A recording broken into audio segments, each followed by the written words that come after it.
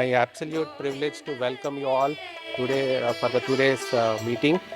So today we aim to master two common conditions, which is vestibular migraine and BPPV.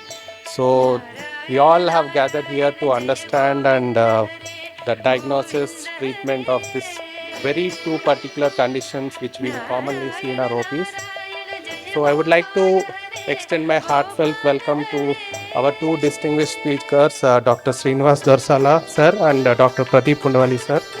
So their expertise and dedication will undoubtedly guide us towards the deeper insights of these two topics. The schedule we have was thoughtfully designed not only to educate and also empower you. So today we initially planned to do BPPV and vestibular migraine on two different sessions, but we will be clubbing them together.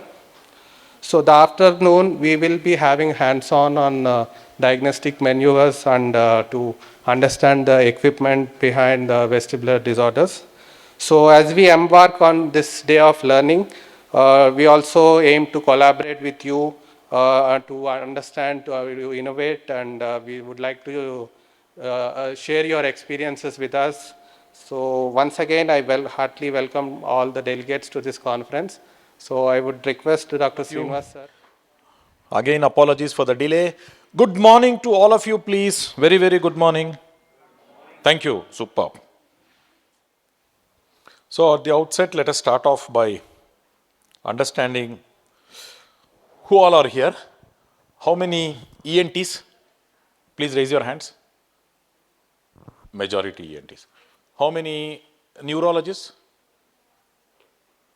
1, 2. Okay, fine. And how many audiology professionals? Great, fine. So today we are going to do two common conditions. One is BPPV, another is migraine in vertigo.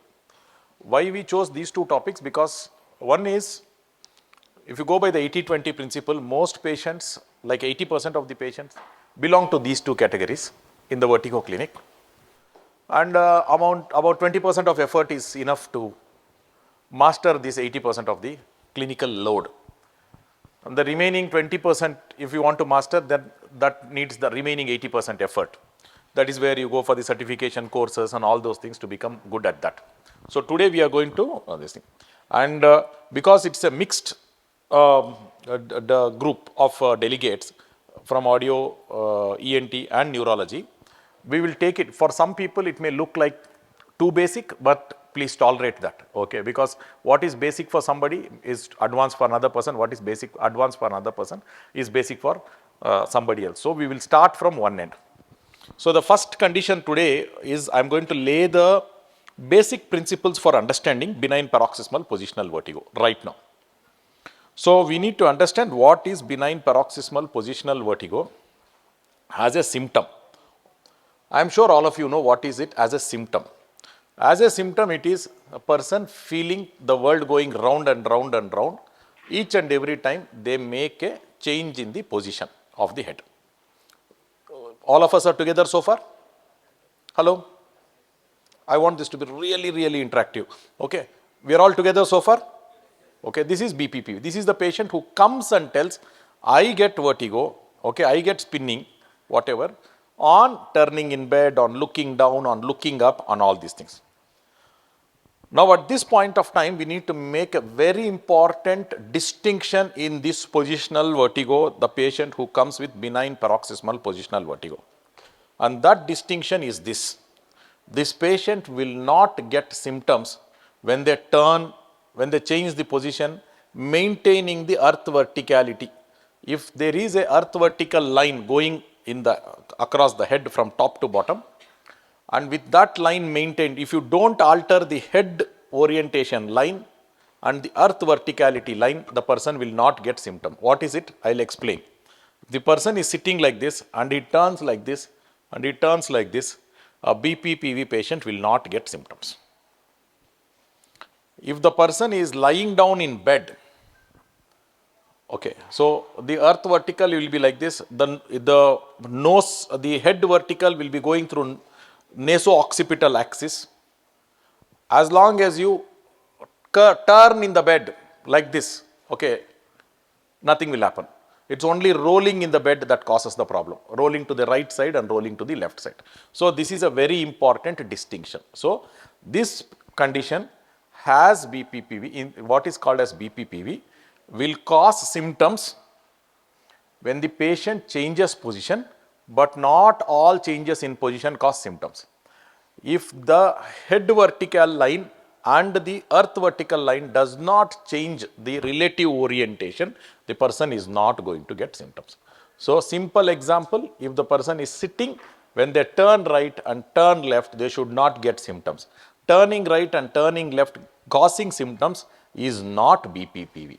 But if this is the vertical line of the head, this is the earth vertical line, but when I look down, the head vertical line changes orientation with respect to the earth vertical, then the person will have symptoms.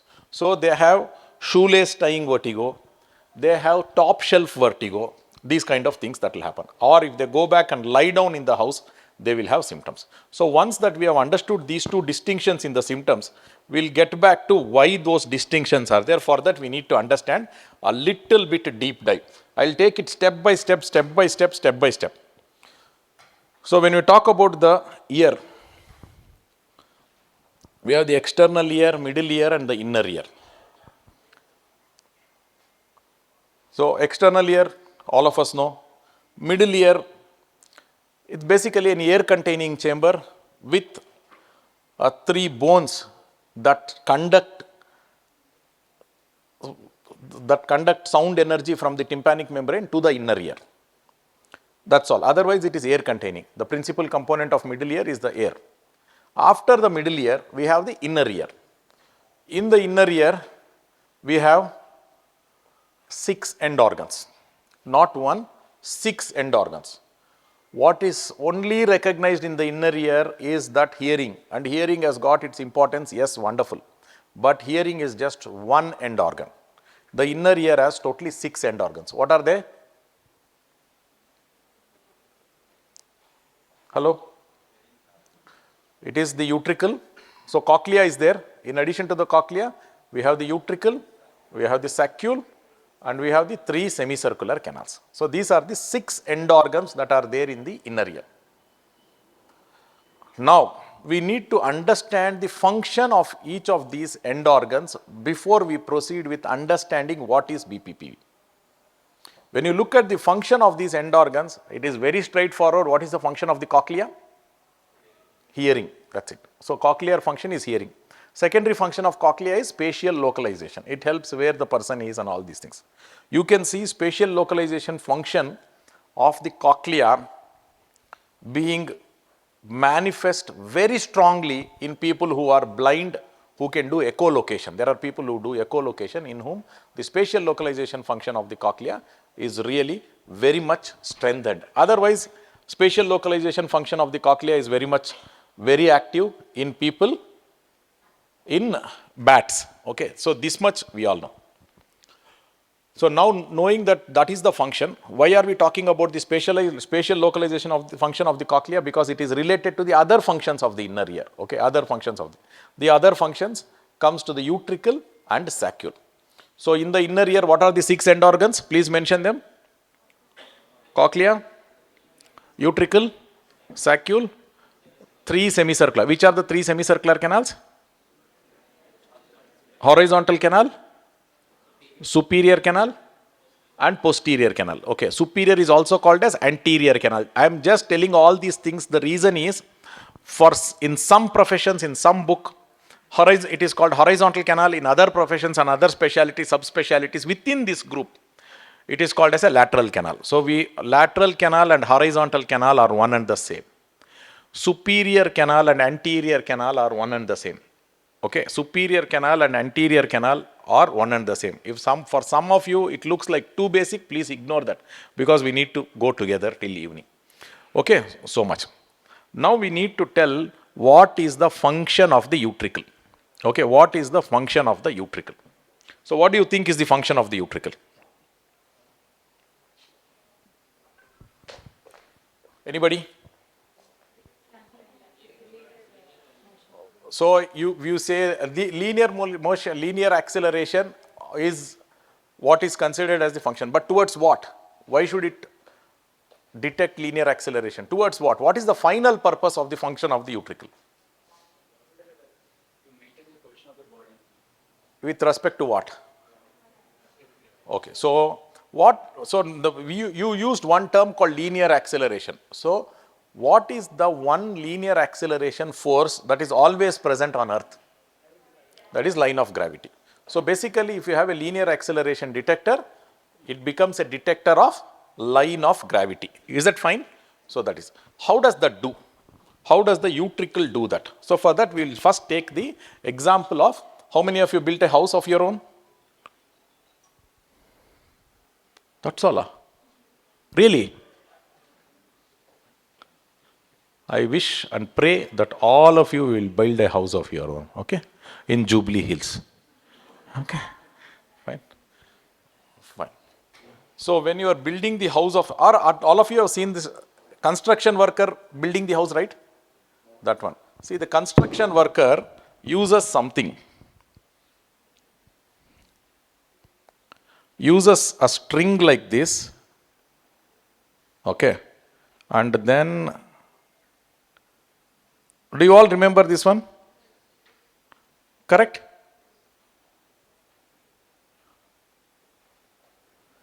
Okay.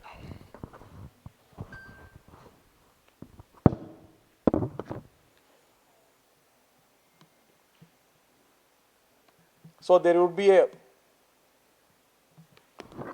be a wall, and to the side of the wall he keeps one wooden square, and then there will be one thread hanging, and there is going to be one iron ball that is going on swinging. Is that right? You all remember?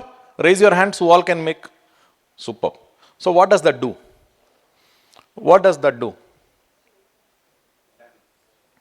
It because of the weight of this particular thing, it holds the string straight, vertical. It holds the string vertical. Now when the mason who is doing the construction holds the top to the wall, he knows the wall is being built vertically or not. If there is a slant, there is going to be a line difference between the two. If there is a slant in the other way, there is going to be a line. So basically, what is the mason's principle here?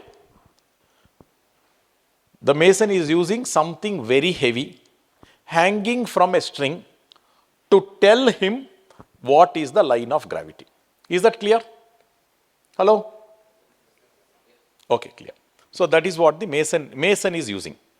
Now what biology has chosen to use, okay, in the process of evolution, what biology has chosen to do to tell what is vertical. The importance of what is vertical, what is up and what is down is so important. From aquatic animals, even the fishes need to know which is up and which is down.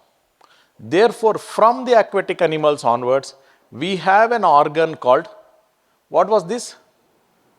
The mason's thing? He used iron, very heavy thing, correct? Is that right? That's a plumb bob. Mason's plumb bob. It was iron. Now, instead of iron, can we just take a well-carved stone and still do the same job? Hello? We can? Okay, we can do that? So if you take a stone, what is it called? In Latin, stone? What is kidney stone called? Nephrolithiasis. Correct? So, lith. Is that right? And if you choose to place that stone in the ear, what should we call it? Otolith. What is utricle and saccule called? Otolith organs. Is that clear? So that is why it is called as a otolith organ. Now what does it do? What does the mason's plumb bob do? It tells what is the verticality, line of vertical. It tells which side is sky and which side is ground. This is the job. You need this for everything. If you deep dive into swimming, you need to orient yourself immediately. The otolith comes to play to tell which side is up and which side is down. That is such an important organ to tell what is up and what is down. When somebody is lying down position and suddenly sits up, you need to know that the head is now oriented vertically to run certain reflexes so that the blood circulation to the brain is maintained. So this is the importance of knowing what side is, which is up and which is down. This is otolith organ. Now when you say otolith organ, so there has to be stone, correct? And in this there was strings. There it is just a gelatinous matrix into which is embedded the hair cells, hairs. Is that okay, clear to everybody? Hello? So there are multiple hair cells. There are multiple hair cells like this. This hair cells kinocilium would be into a gelatinous matrix. Okay.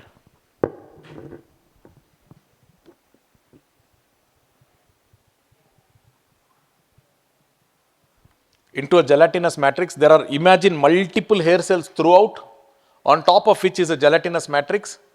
On top of the gelatinous matrix are calcium carbonate crystals.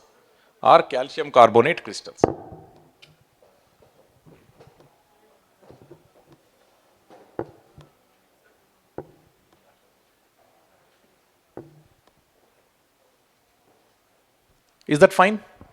Now, whichever side the person tilts towards that, this is a three-dimensional structure. Okay, I have drawn in 2D. Whichever side the person tilts, if the person tilts forward, the calcium carbonate crystals are so heavy that they all pull it in that particular direction. Whichever side the person tilts, in that direction it is pulled. So far clear? And that will tell, we can go into the detail if there is time, how exactly that will tell the tilt direction, but that is going to tell the brain which side the person has tilted. So this is the importance of this thing. Clear so far? Hello? Just not even 10 o'clock. All of you stand up once. Please, please, all of you stand up, all of you stand up, all of you stand up. Everybody should stand. Everybody should stand. Please sit down. Yeah. We'll keep doing exercises throughout the day, okay? Your calorie meter will show that you burnt some calories, okay? Right. I'll make you go round and round and round and all that. Is that fine? So this is what is otolith organ. Understanding this was key to understanding the next condition, that is benign paroxysmal positional vertigo. I am going step by step. So far everybody is together, clear? Okay.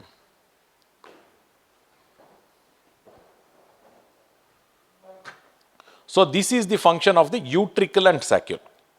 The next thing is, we will just go to the semicircular canals. Now what is the function of the semicircular canals? Now we know that utricular function is to tell what is the line of gravity. That is the principal function.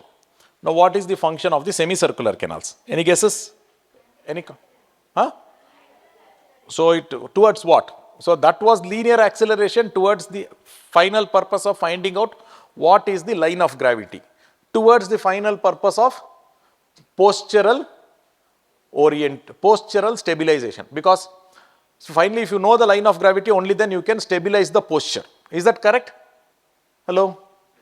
Only then you can stabilize the posture. Okay. Otherwise, you are falling to one side, you don't realize that you are falling to one side. So that is why you need to know the stabilization of posture is the function. Telling the line of gravity is very important.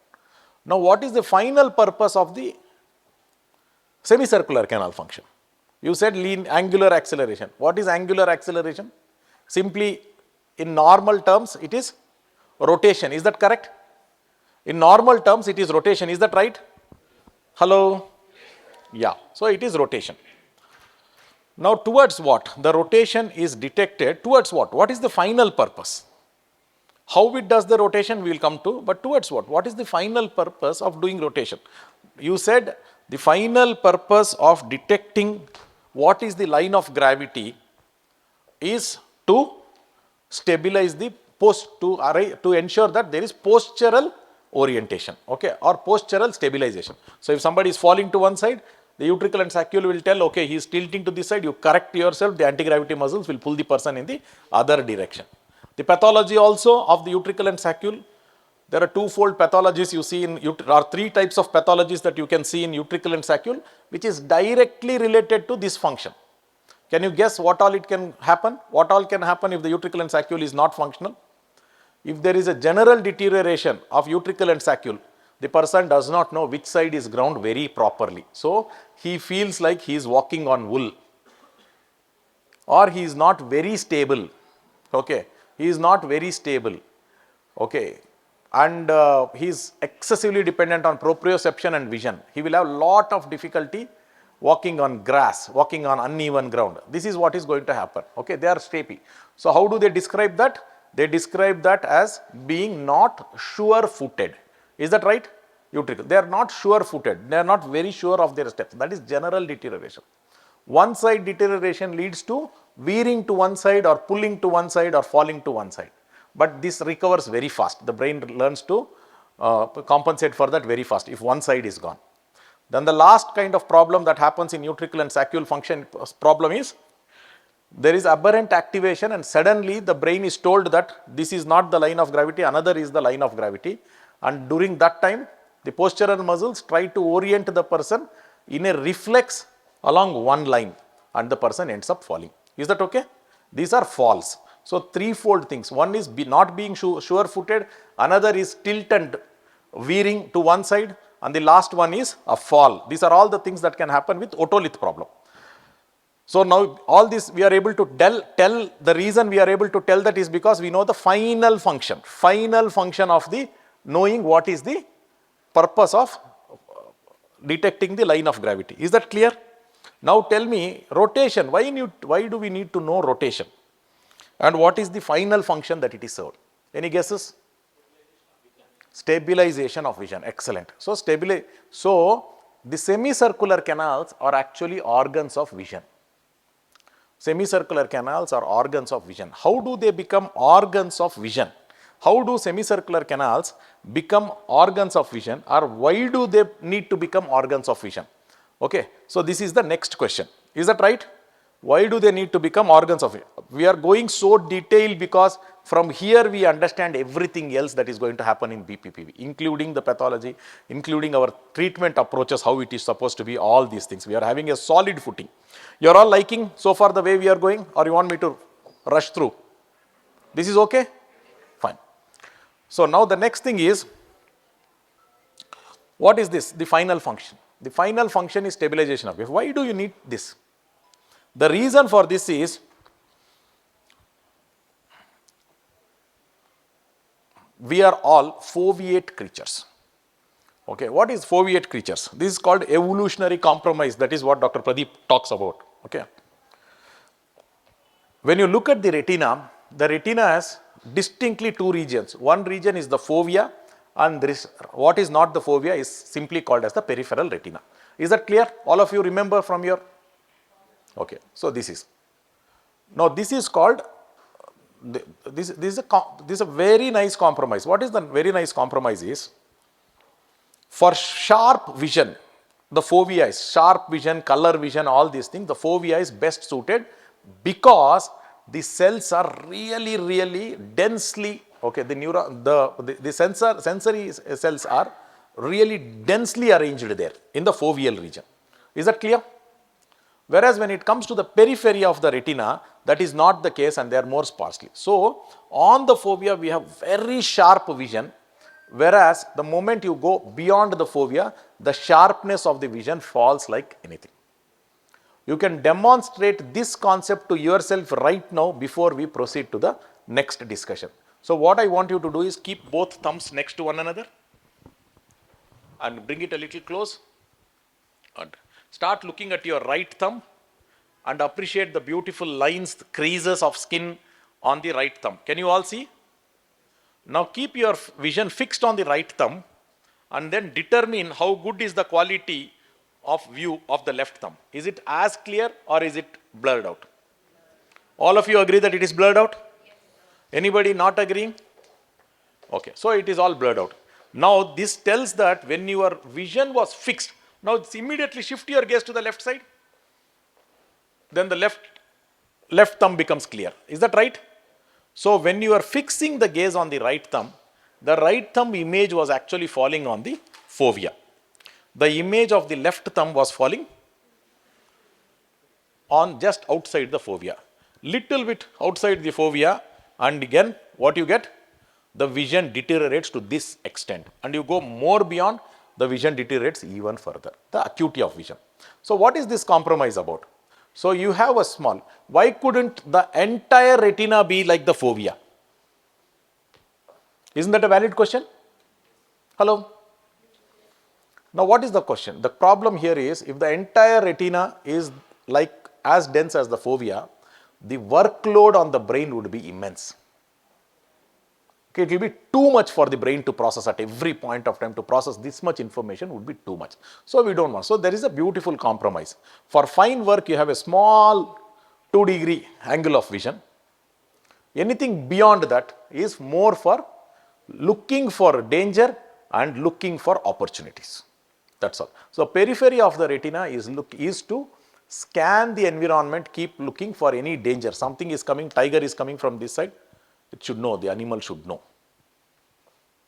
There is an opportunity for food possibility, there is a fruit there, it should come to know that it is likely, and then you go and see, yes, it is actually a fruit, that is nothing else. Simple. So it is scanning for food, scanning for mating, and scanning for danger. So it is called looking out. The periphery of the retina's function is twofold. One is opportunity, two is threat. That's all. Opportunities and threats. These are the two things that the periphery of the retina takes care of. When it comes to the fovea is for fine work. This much. So this much is understood. Now, knowing that this thing, why we are going to the semicircular, we all started with the semicircular canal as an organ of vision. Now, when I am walking around and I am looking at sir, and when I am walking around, my head is going up and down, correct? Just little bit gaze, little here, itself the other thumb's vision was not good, correct? Now, if I have to look at somebody and while walking, how much my head is shaking?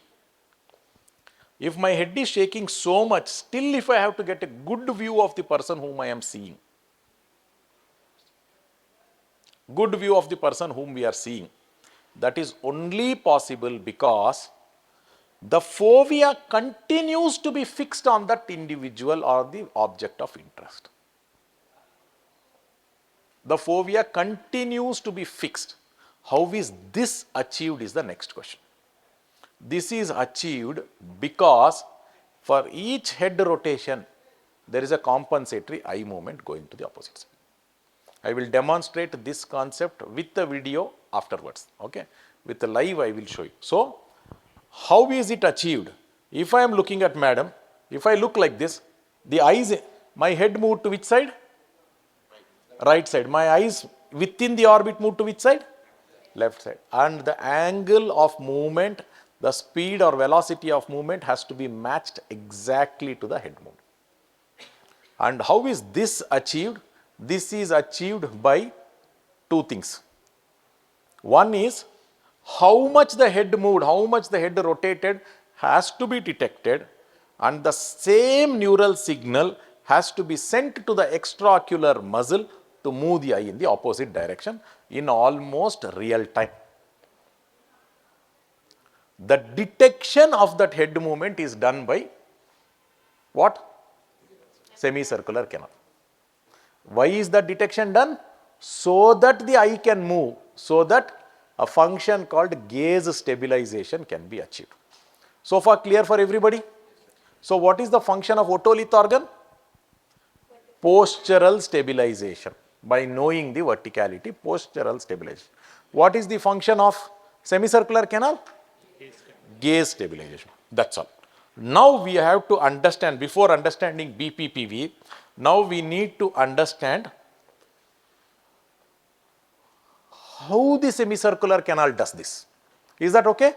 How the semicircular canal does this is very important. So that is what I am going to explain now.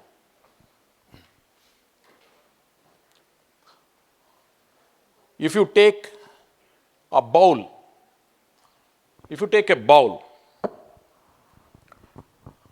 put one ball in the bowl in one side, and move the ball like this. Where does the ball move? It will go backwards. Is that right? If you take the ball on one side and move the ball to the other side, which side the ball will move? I mean, depending on whichever side it is free to move in whichever direction. You move forward, the ball goes backward. You move backward, the ball goes forward. You move sideward, the ball goes this side. You move this side. There is a lot of freedom of movement in a normal bowl. Is that correct? There's a lot of freedom of movement in a normal bowl. Now, semicircular canals, by their construction, limit the freedom of movement. And there comes the beauty of how it is able to detect the rotation. So, I will explain that with a simple picture. Though it is called semicircular, physics wise, anatomically also it is not a semi. Semi stands for half. It is not half. It is almost a complete circle except where it goes into the utricle. And if you see the utricular column, it is almost, you can consider by physics as a complete pipe, okay, complete circular pipe. Is that fine?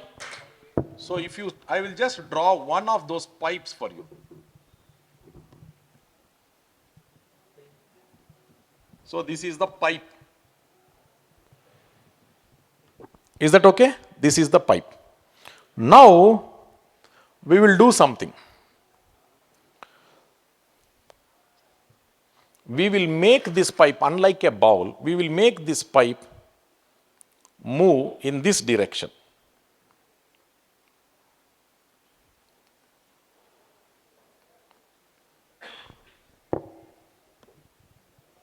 Okay, the pipe moved in that direction. So, what will happen to the molecules that are there within this pipe? So, my question would be, I will draw a few molecules on the right side here. There are molecules here. Okay. And then there are, okay, we are going slow, but found strong foundations we can rush through in the afternoon. Okay. So, what will happen to the molecules that are there on the green side of the pipe? What will happen to molecules that are there on the red side of the pipe when you move like this? Both of them will come like this, correct? This pipe, it will go like this. These molecules will come like this. Is that right? Is that clear to everybody? Hello? So, it is something like this.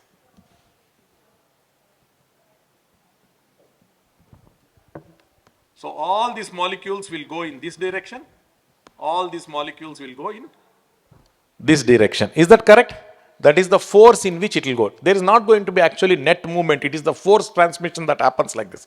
Now, if the force transmission on this side comes in this direction and the force transmission on this side comes in this direction, the entire force from this side, the entire force from this side will hit against one another. Is that correct? Hello? So, what will happen? Is there going to be a net movement of fluid within this for linear movement? No. There is not going to be. So, when you move the head just in one plane, linearly, in a straight line, this side forces and this side forces cancel against one another. Clear? Hello? They cancel against one another. Now, what will happen instead of, now I will show another movement. Now what? If the head rotates like this, what will happen? There is a turn, and what will happen to the molecules in the pipe? Can you see the difference immediately? Is it apparent to all of you what is going to happen here? Hello, raise your hands. Is it clear now? You want me to explain? Everybody did not raise the hands. Who all need to be explained?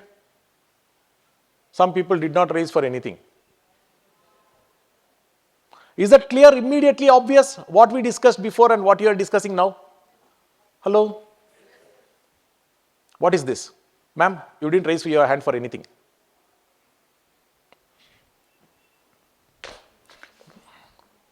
You didn't raise your hand for anything. Is it clear? No. No. You saw what happened in the previous condition? The molecules, the way they removed, that much was clear? It was clear. Now what is going to happen? Now what is going to happen? If I turn the head, instead of moving vertically, now I am turning the head like this. What will happen to molecules here? They go in this direction. Is that right? What will happen to molecules here? They will also go in this direction. Is that right? Previously there was this cancelling. It is called force cancellation. Here, these molecules are also moving like this. These are also moving like this. What is happening? Force multiplication. Is that clear? Force multiplication. So what does this bring us to? It brings us to a very important concept called the semicircular canals being immune to linear acceleration forces. Clear? Semicircular canals, by their construction, are immune to linear acceleration forces. Which was the one which is sensitive to linear acceleration force? Utricle and saccule. Concept is clear to everybody? But semicircular canal is immune to linear acceleration forces, exclusively sensitive only to rotations because of the geometrical construction of the semicircular canal. Isn't that a powerful concept? Yes? All of you pat your back once. You know something new. Superb. Okay? Excellent. Superb. So now,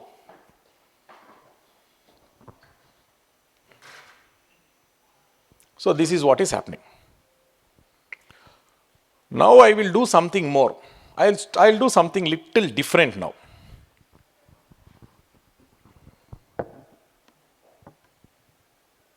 Again,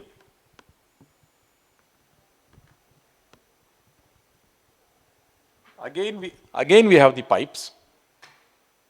Again we have this linear acceleration. We have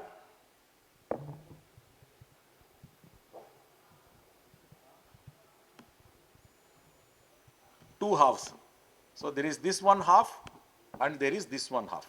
Is that correct?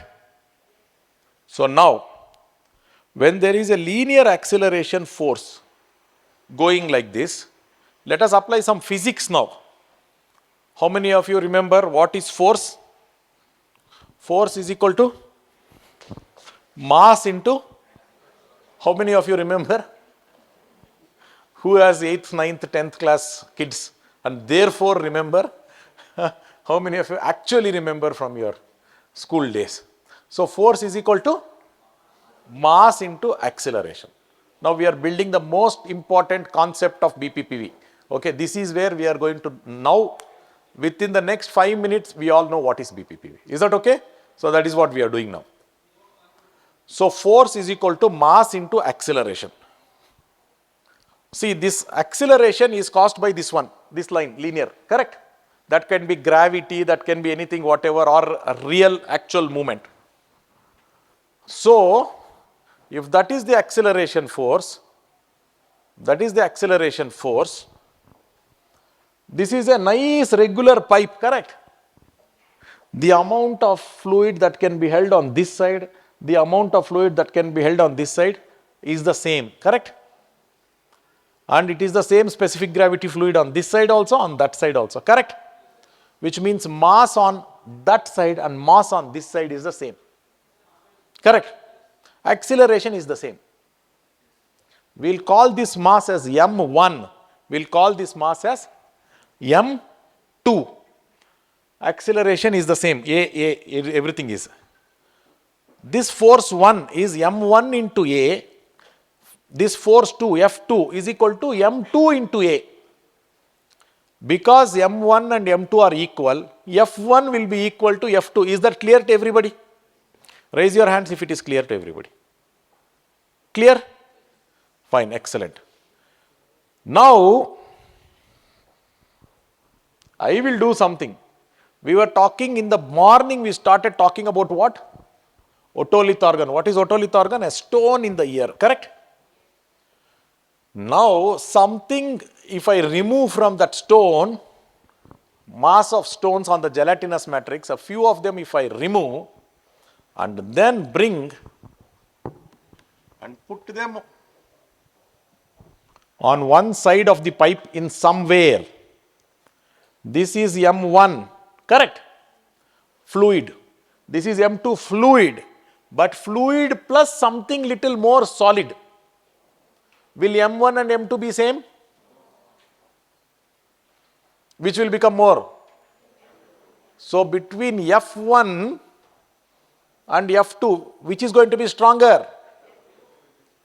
Previously,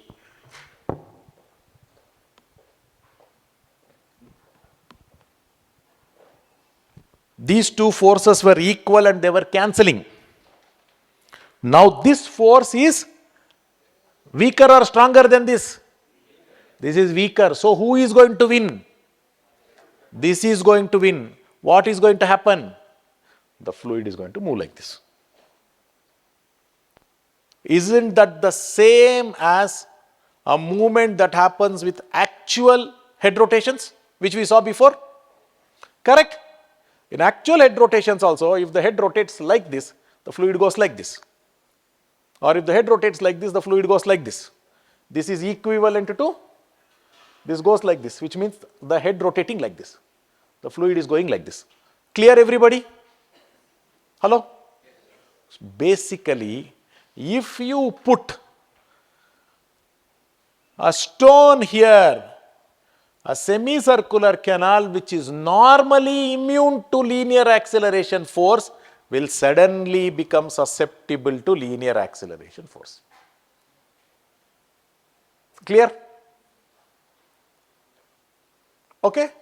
Suddenly it will become susceptible to linear acceleration force. But how long this asymmetry will last? The asymmetry between this side and this side is what is causing the fluid to move. Is that right? But once the fluid starts moving, this stone also will start moving. Is that right? It will come, it will come, it will come, it will come and reach this place. What will happen once it reaches this place? Then it becomes equal contributor to this column and this column. Is that right? Then the fluid movement stops. Is that correct? So this susceptibility to linear acceleration force comes with an expiration time. Is that okay? That susceptibility to linear acceleration force comes with an expiration time. Therefore, that is the time it takes for this to go from this location to this location. If this force is the line of force of gravity, the moment this reaches the bottommost part of the semicircular canal, in that head position, there is no more vertigo. There is no more head rotation. Is that clear to everybody? Hello? Fine. Now the person goes in this head position. If he turns right and left, the bottommost part of the semicircular canal, does it change? Does it change? And give an emphatic answer, yes or no? No. That is why this person will not get symptoms and turning like this. Okay? If he lies down on the floor, ground, and then simply rolls, goes round like this, like a fan, nothing will happen. Okay? The lowermost part of the semicircular canal remains fixed. Only when in the sitting position, if the person bends forward, thinking that this is the nose side, if he bends forward, then this, what used to be this part, the lowermost part, a new part will become the lowermost part. Is that right? And this will go to the new lowermost part. Once it reaches that new lowermost part, again the fluid flow stops. Is that clear? Fine. Now, what is the function of the semicircular canal? Gaze stabilization. How is that achieved? by the semicircular canal detecting the head movement and moving the eyes. Is that correct? Is that right? So there is a hard-wired connection from the semicircular canal to the extraocular muscle. Whenever the fluid moves in the semicircular canal, that hardwired connection is evoked and there is an excitation and the eye moves. Clear? Now, irrespective of the fluid movement being caused by the actual head rotation or simply because of the stone, when there was no ongoing head rotation. Here the key concept is ongoing head rotation. The eyes moving in respect to ongoing head rotation is a semicircular canal's normal function. Is that right? But when the person goes to his house and then he lies down, by then the ongoing head rotation has stopped. But this debris starts moving at that time. In the absence of an ongoing head rotation, this movement is going to cause fluid movement that is going to be read by the brain to move the eyes. Clear? So far concept is clear. Now we will see something. Put your thumb in front, all of you. Put your thumb in front, all of you. And do this right and left movement. Can you see the thumb very, very clearly? Do it a little more faster. Now what was happening when your head was moving to the right? Eye was moving to the left. When the head was moving to the left, eye was moving to the right. So what you did is you allowed the eye to move in response to head movement. When there is no head movement, what will happen? Let us see. If the eyes move. Is that okay? Put your thumb in front. Fix it on the thumb. Look right and left. Image of the thumb is very clear. Very good. That's okay. The thumb is also moving, eye is also moving, it is fixed, it is smooth pursuit. But my question to you is, do something beyond this now. Do the same thing, fixate on the thumb, move, but figure out what is happening to the background. Is the background clear when you are doing that? Background is blurred or not? So, head movements, when you are looking at something fixed to the ground and when you make a head movement and eyes move in the opposite direction,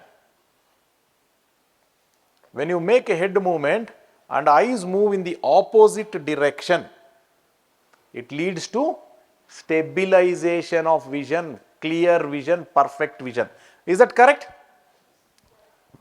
But when the head is not moving and if you are looking at something that is fixed to the ground, when the eyes are moving, when the head is not moving, it causes blurring of vision. Is that correct? Try that again. What is moving with the eyes is clear, but what is fixed to the ground, that is not clear. Is that right? So, eye movement is good only when it happens compensatory to head movement in stabilizing. But if that same eye movement is inappropriately evoked when the head is not moving, actually causes blurring or spinning. You will see a lot of patients who will come and tell us, you saw this, you want to call it spinning or blurring? You want to call it spinning or blurring? The feeling that you got now. Some people tell spinning, some people tell blurring. That is the same confusion will come for the patients also. There are people who will come and tell us stories like my vision gets blurred when I change position. There are some others who will tell I feel things are rotating. Both descriptions are seen. Just like how in a group of 100 people we have different experiences for the same thing, they also will have different experiences for the same thing. There are people who will come. I have patients with proper vestibular neuritis telling the moment I open my eyes, things is very blurred. Within 2 to 3 minutes, things start becoming clearer. Simple. Fixation. to get established and reduce the nystagmus is taking time for him. That's all. Till then, he is not describing as rotation, he is simply describing as blurring. So that way, a lot of people will describe just as blurring. You see the same thing with BPPV patients also.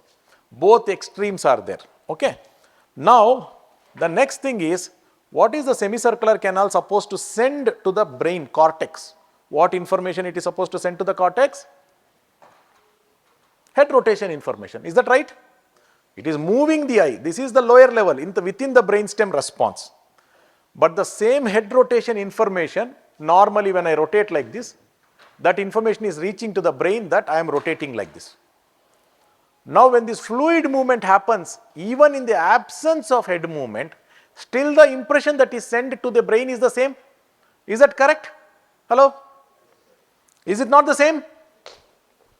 Agree? Now when you are not moving and the brain gets an information that you are moving, what is it called? What is it called? Vertigo. Simple, as simple as that. What is vertigo? It's a hallucination of movement. In the absence of a real movement, there is a hallucination of movement that you feel that you are moving. Inner ear pathology is the proof for us that there is a structural basis to hallucinations. And it is giving a challenge to us to find out a similar structural basis for so-called psychological conditions. Okay, that because if there can be a structural basis to this, there can be a structural, chemical, something, some basis which we need to figure out for the other hallucinations that are happening elsewhere. Is that okay? Fine. So this was about the pathophysiology of BPPV. Is that concept clear? Any questions right now? Then I will go to therapeutic principles of BPPV. Clear so far, everybody? This is not an enthusiastic so. Everybody? Yes, clear, excellent. So this was about what is the pathophysiology of BPPV. Now it will immediately come to us a little bit more about what is the pathophysiology of BPPV. Where are we? What are we supposed to do? Now, how do we treat BPPV? What are we supposed to do to make sure that the person is free of his or her symptoms? What are we supposed to do? What is the problem here? Go back to where it belonged, correct? And then that is it. That is about treating this particular episode. Please understand this much. There is a lot of fun, joke, comedy that is telling when people talk about trying to find out something beyond repositioning maneuvers for BPPV. What does this do? Repositioning. You will take the particle, you will put it back into the utricle. Is that correct? Somebody has nasal polyps. Why does that person have nasal polyps? There is a signal, there is a message to sustain the polyp. Moment we start applying steroids, it starts dissolving. The signal, the message that is propagating there, that you have to sustain yourself. It's a dynamic equilibrium. Is that right? Same with a lot of conditions, whether it is oral submucosal fibrosis. How many of you have done surgery for OSMF? Not many people. Learnt very fast that it is useless. Okay. Correct. Okay. Because the underlying message is there that these fibrous bands have to form, have to form, have to form. As long as that message is not cut off, they will keep forming. Is that correct? It's like that. Now my next question here is, fine, is BPPV a disease of the semicircular canal? We discussed so much about semicircular canal. The origin is the semicircular canal, everything. But is it a disease of the semicircular canal? Semicircular canal is working like an internal auto-analyzer which is detecting that some particles are becoming loose. It is sampling and telling. See, some particles are becoming loose. Where are these particles becoming loose? In the utricle. In the utricle. So, BPPV is evidence that the utricle is diseased. So far, we have been very successful in repositioning, removing the condition, the debris that has come from there and gone and sat. What is our next attempt? Where should be our next attempt? To make sure that the utricular health is improved to such an extent. Correct? Nasal polyps, we do surgery. But after that, what we do? We tell you have to use sprays. Your underlying allergy has to be corrected. Is that correct? Same. Maneuver is going to do. But unlike in nasal polyp where we know what is the next thing to do after surgery, here we have not yet found what is the next thing to do to improve the utricular health. Our drug therapy orientation research should be directed towards that. Is that okay? If this talk was not given by me and if it was given by somebody from Germany, Austria, somebody, under the tutelage of another company, then they will tell one molecule will do all these things. No. I have tried that molecule also for a lot of time. I thought it will help. It is not. But our orientation, ability to think that utricular health has to be improved has to continue. With that, we have to now lay some points about what is this utricle thing about.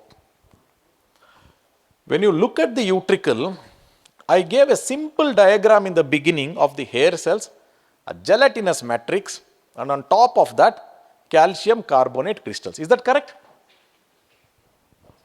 Now, when you look at that matrix,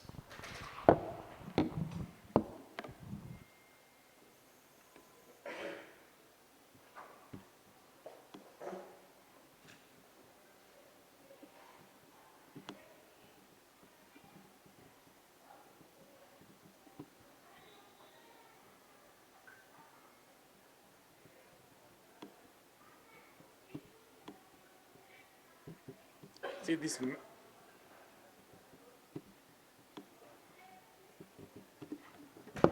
you look at that matrix, it is like a interwoven structure. This is otolith matrix protein. Within that interwoven structure are these calcium carbonate crystals which grow into them, which look embedded, but they are actually laid there. It is like, you seen artificial diamonds are grown. Anybody heard of artificial diamonds? Everybody. They are grown in the lab. Like that, these grow there. These crystals grow there. They mineralize there. And they need to reach a critical size so that they don't escape. They have to be stuck within that matrix. It is like a basket. One size goes and sits in the basket, it cannot escape. Two things can make these crystals escape. One is the size of the matrix. If it starts, the crystals, if they start becoming less, they become easily escapable. Second thing is, this otolith matrix protein, if it is not strong, if it is all destroyed, degenerated, then also it can become loose. That is why things that improve calcium metabolism, including vitamin D, have some basis in preventing recurrences. What is the evidence? Some studies tell yes, some studies tell no. But then, is there a rational basis behind that? This could be that. That calcium metabolism is important. If vitamin, so though the calcium crystals are there, even for that matter, are becoming loose, adding calcium to the patient so that these calciums are little bigger actually is a counterintuitive approach to prevent recurrences. Is that okay? The next thing is about improving the health of the matrix protein. Anecdotally, not as a study so far, I have a few patients with recurrent BPPV who have been helped with supplementation with amino acid, dietary supplementation with amino acids, pure amino acids, they are also helped. Is that clear so far? So this was the microscopic anatomy that we were talking about. Hello? So what all we covered? We covered the pathophysiology. We now understood that the semicircular canal is a bystander organ which is getting affected. The principal problem in BPPV is utricular disease. Why am I talking only about utricular disease? Why am I not talking about saccular disease? Is that a valid question? Hello? Why is it not a saccular disease? Now, we spoke about the 6 end organs in the inner ear. End organ number 1, cochlea. Second, utricle and saccule. Then, superior canal or anterior canal, horizontal or lateral canal, posterior canal. Clear? These things are there. The 3 semicircular canals, all of them open only into the utricle. Therefore, only utricular disease causes BPPV. Saccular disease does not cause BPPV. Clear so far? Now, the next thing is we have to lay the principles of treatment. We have to put the principles of treatment. Then we will come to how to identify which is affected, what is affected, and all those things. Now we will get into the laying the principles of treatment. Is that okay? So if you look at the lateral canal,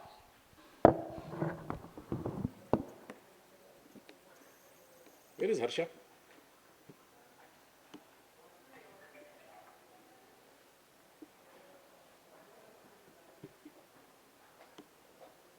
Pradeep sir? Next will come. ఇది అయిపోయిన తర్వాత మీరు వస్తారా? No, just like that. I just wanted to know. Because you always organize, but you don't get time to listen, so I just go. Make sure that you get some time to listen also. Okay.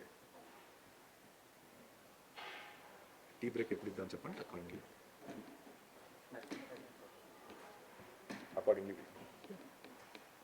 So this diagram depicts diagrammatically but very accurately the lateral semicircular canal.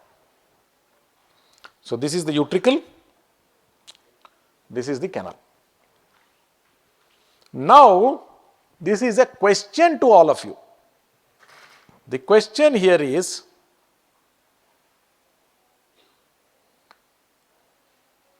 I am going to put debris here. I am going to put debris here. And I am going to tell 2 roots. Root number A and root number B. ROUTE root. This is root number A.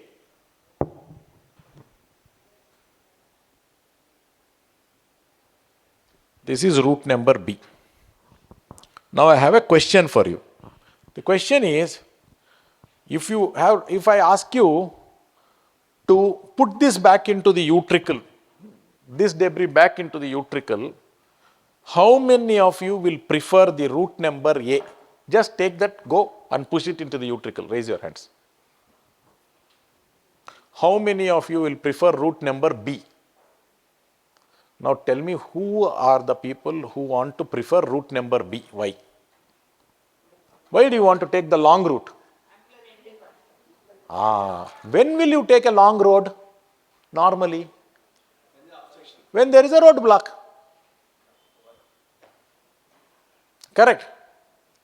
Here, semicircular canal has a natural roadblock. I asked this question so that once we answer the question, it is very easy to remember this concept. This is the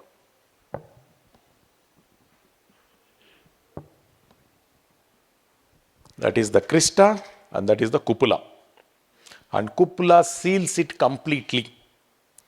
Fluid on this side or particles on this side cannot go past the utricle to the other side.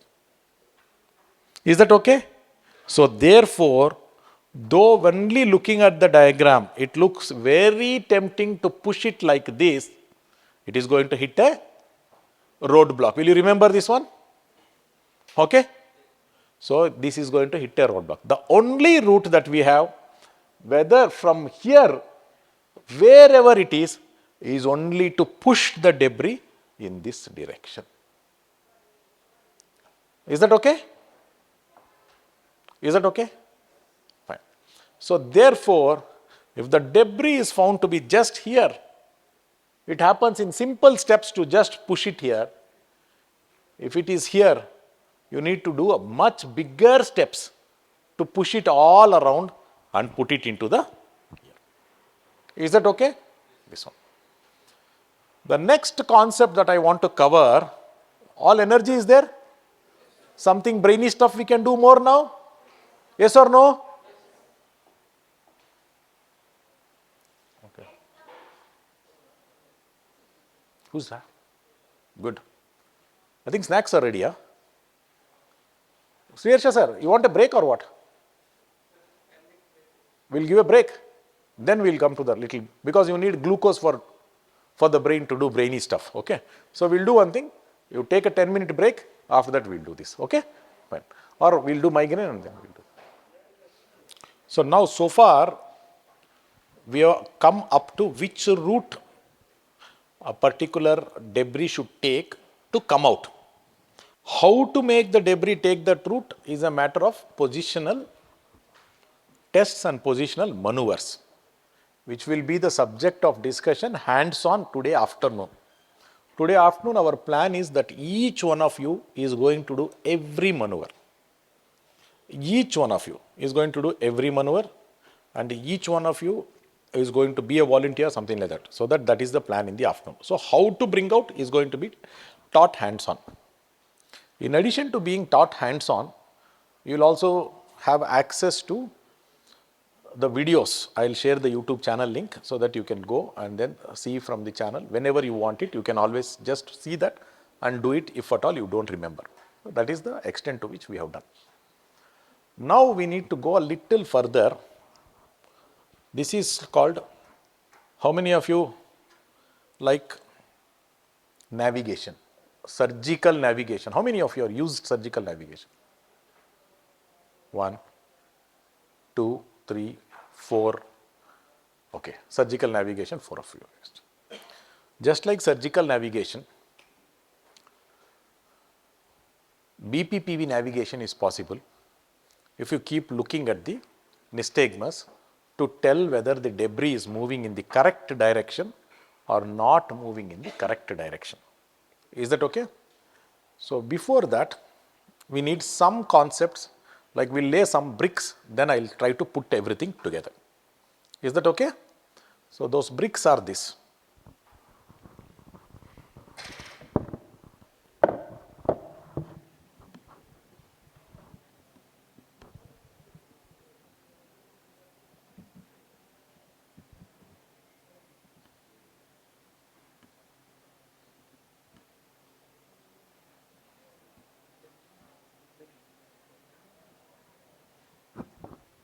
This is what is called the hair cell. Is that correct? This is a hair cell. This hair cell has two ends. The top pole is called the mechanical pole. The bottom pole is called the synaptic pole. So what is that mechanical pole and synaptic pole is? The changes that happen there mechanically. What is mechanical? Meaning movement. Any movement happening there is going to reflect as a change in the number of, or how many packets of neurotransmitters are released into the synaptic cleft. How many packets of neurotransmitter is released into the synaptic cleft here will determine what is the frequency of firing of that particular neuron. Is that okay? So this is what is going to happen. So there is a mechanical pole and there is a synaptic pole. From the mechanical pole to the synaptic pole, for that to happen, the key structure there is a channel, potassium channel. And that potassium channel exists within this. This one is called the stereocilia on the top, but that doesn't have, but this.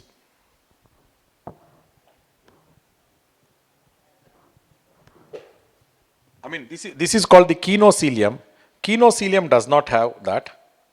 This is the kinocilium, but all the stereocilia have these potassium channels. Okay, so potassium channels, what they do? They allow potassium to enter the cell, that's all. Is that clear? Now, when you look at that channel with a little bit more detail, you will see that these channels are attached to the next rank order, and next rank order by a protein called cadherin and protocadherin. There is going to be a rope-like attachment. Now from the rope-like attachment, when you see here, I will just expand one of these things and show it in a zoomed view.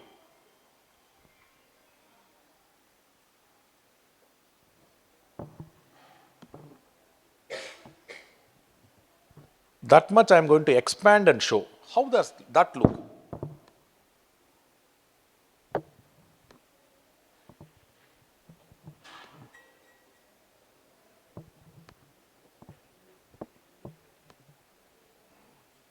This is how that channel looks. So far everything is clear? Now, can you see in this expanded look that this particular channel has a small gap? It is through this gap that the potassium ions enter.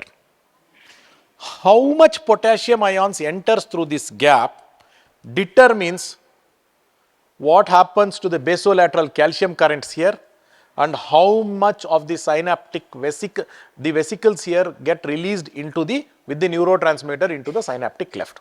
How much potassium enters? It is proportional to that. So far clear? So basically, how open this is determines the frequency of firing of the neuron. How open this is dependent on where the kinocilium is. If the kinocilium is deflected in this direction,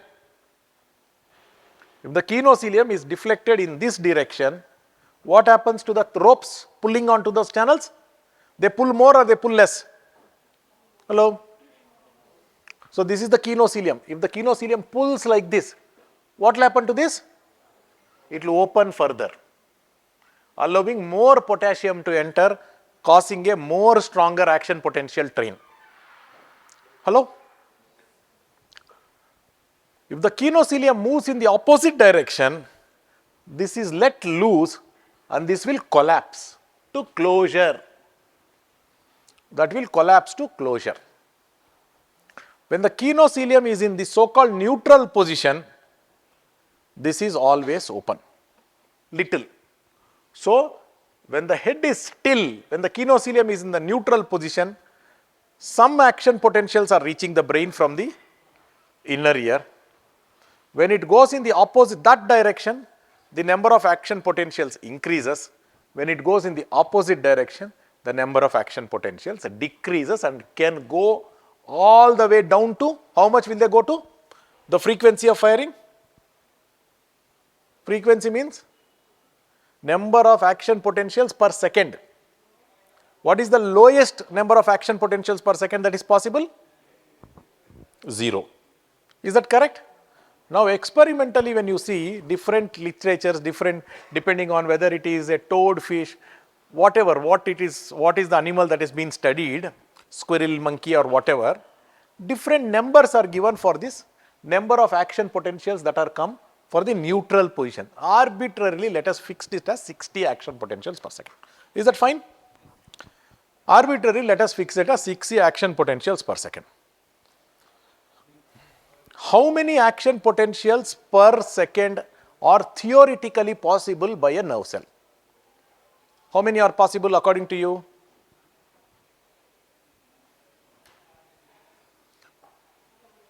Can it be 10,000 action potentials per second? Can it conduct like a radio wave or that wave, this wave? Is it possible? Yes or no? Why it is not possible? This is the frequency of firing. Why it is not possible is the question.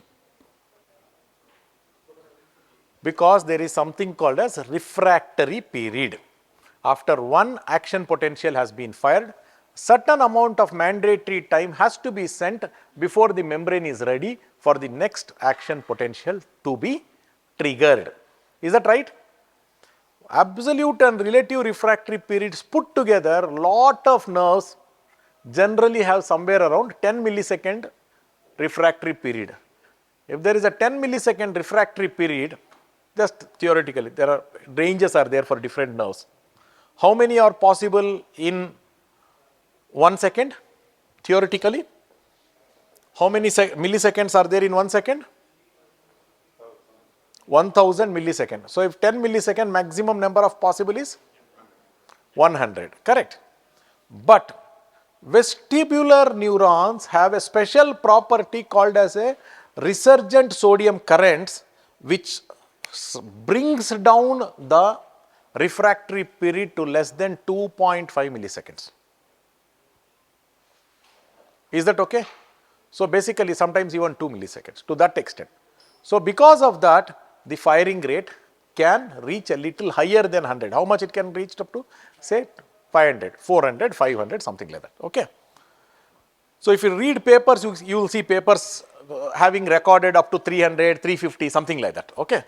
So that is what is possible. So now, two things. Maximum firing rate possible, let us fix it at 400. Shall we? Okay. The minimum firing rate possible is 0. Normal firing rate that is possible is, that is happening is around 60. Clear everybody? Is everybody clear of this concept?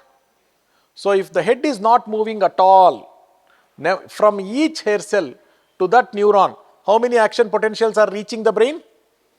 60. When the head moves in such a way that the kinocilium deflects in this direction, it can go all the way up to 0. Is that right? But if it deflects on the other direction, it can go all the way up to 400. Is that right? So therefore, this concept is called inhibition saturates earlier than excitation. This is what is told when the book writes inhibition saturates at a lower, faster, inhibition saturates faster than excitation, which means when that is the inhibitory direction flow, it hits 0 very soon. On this side, there is a huge dynamic range. Is that right? Up to 400. Clear? Which again takes us to the point where for the brain, inhibition is also information, excitation is also information. This concept is very, very important in understanding BPPV. What is it? Inhibition is also information, excitation is also information. What do you do based out of information? We take action. Yes or no? So what is the action that is done here? Immediately apparent action? Eye movement. Correct? So when I make a head movement to the right, right side semicircular canal moves, kinocilium deflects in the excitatory direction. Left side moves in the inhibitory direction. Clear everybody? Hello?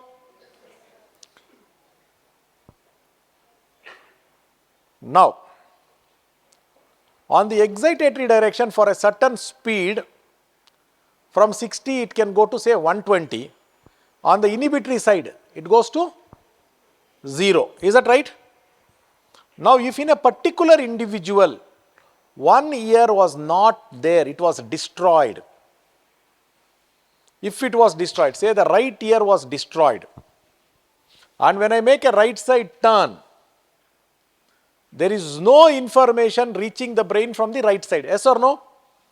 Hello? Is there any information coming from the left side? What kind of information? Inhibitory information. That also can move the eye. Important point. Inhibitory also can move the eye. Very important point. Excitation also can move the eye. Okay? Now let us come to this thing.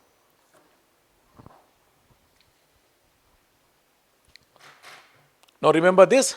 Now I will go to the next concept. Again I will draw lateral canal.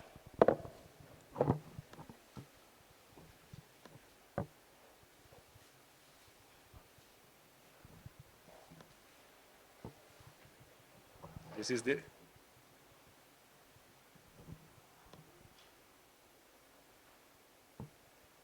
So this is the lateral canal. This irregularity is because of my poor drawing, that's all. Okay. So here there is the crista.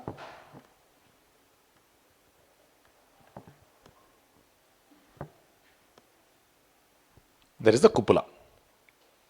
Exactly in this part of the crista, here, at this level are multiple hair cells. The hair cell that I drew, there are multiple of them here. Is that okay? I will draw only two of them to show how they are oriented on the top.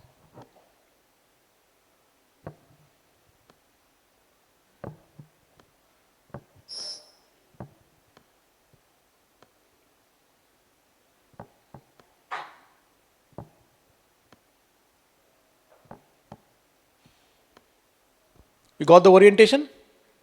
Hello? This is how they are oriented. Now, if there is a flow of fluid in this direction,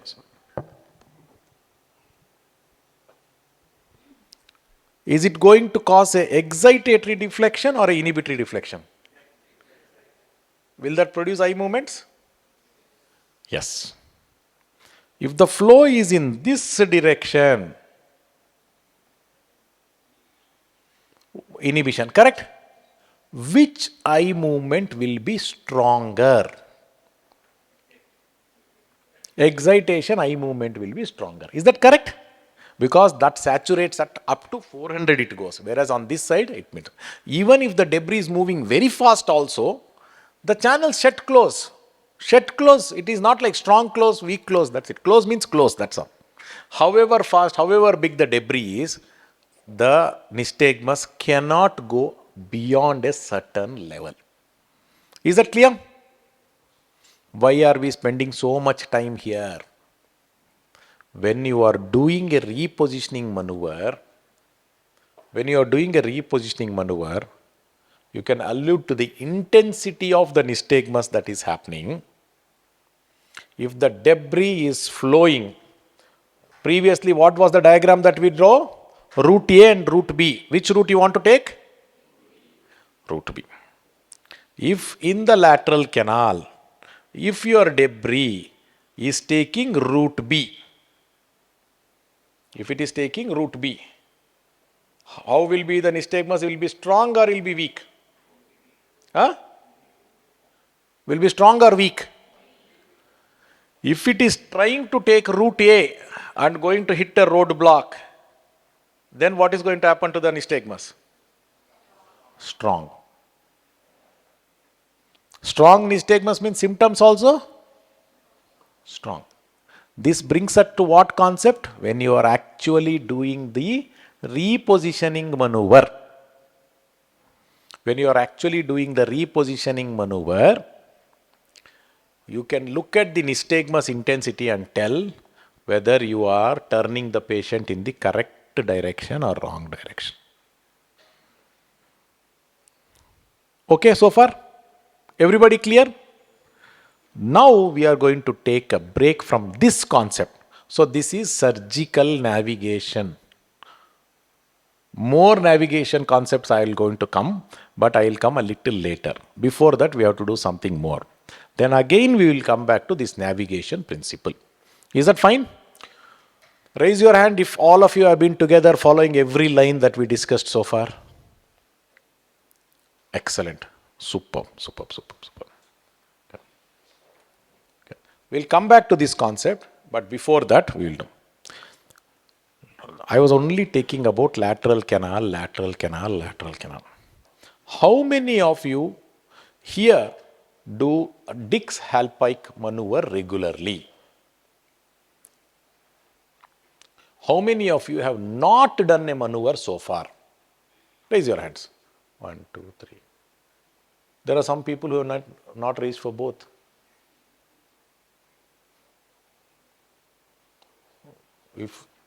So how many of you regularly, okay, how many of you just done a Dick's Halpike at some point of time? Okay, so there are like more than 50% of the people who have not done a Dick's Halpike maneuver so far. Is that right? Correct. So which means after that is the play and all those things.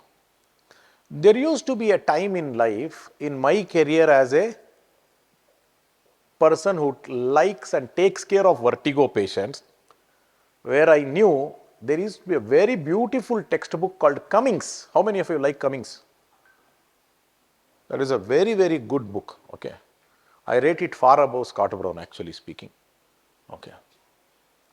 In that Cummings book, vertigo chapters are best written in that book. In Cummings, BPPV chapter begins with posterior canal BPPV, at least the edition that I read. After that, lateral canal BPPV. But I read about posterior canal and I stop. I don't go to lateral canal. And still I was a very famous person who would treat vertigo very nicely in Bangalore.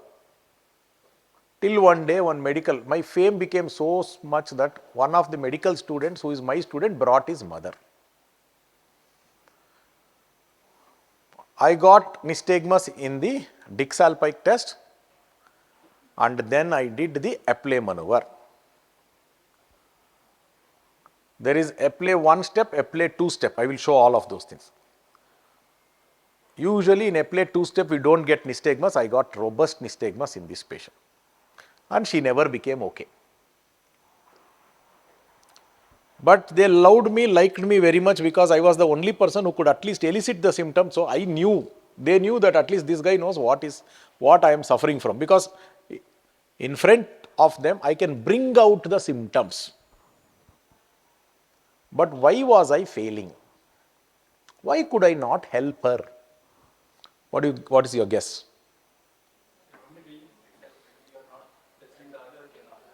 So Nystagmus was there. So that other canal's Nystagmus was showing up, but I did not know about it. Because I reach up to finish posterior canal, I know the description, everything. Lateral canal, I don't even open the page. Because for me, cognitively, it is non-existent in my cognitive system.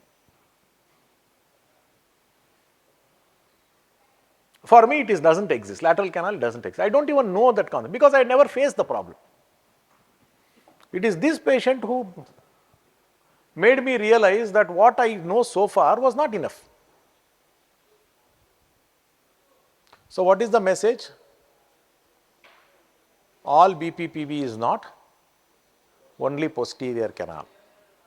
That is why we started off with 6 end organs, of which 3 end organs are 3 semicircular canals. Is that okay? Why am I talking about all these things? Because we have to talk about the next concept, after which the floor will be going to Dr. Pradeep. He is going to give you some beautiful clues as to remember some things. These are called the golden rules of eye movement, which have become very famous to the extent that his golden rules are now being told by people in Brazil, Argentina, all of those people. They are telling that their rules, they know they are copied from him. Okay. Because the first time these golden rules were laid by Dr. Pradeep. He will tell that. So now, I told what? That there are other canals. Is that right? If I tell that there are other canals that can be involved, what is the point in simply telling that other canals are involved without telling that you can identify which canal is affected just by looking at the eyes? Is that right?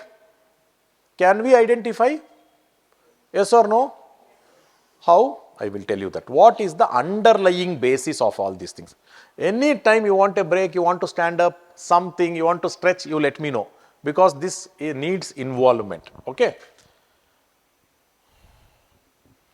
Have you any time wondered how many semicircular canals do we have? 6 semicircular canals, both sides put together. How many extraocular muscles are there in each orbit? Medial rectus, lateral rectus, inferior rectus, superior oblique, inferior, 6 of them. Have you any time wondered whether this is just a coincidence or there is more to it? Coincidence, raise your hands. More to it, raise your hands. This is the easiest question. Other people don't have an opinion. One more attempt. Okay, you can. Nota is not an option here. Okay. Fine. Tell me. Coincidence, raise your hands. 1. There is a plan, raise your hands. Because you are asking, maybe there is a plan, raise your hands. Correct? So let us do that. So I will see whether there is a plan or there is no plan. This is again Dr. Pradeep's contribution.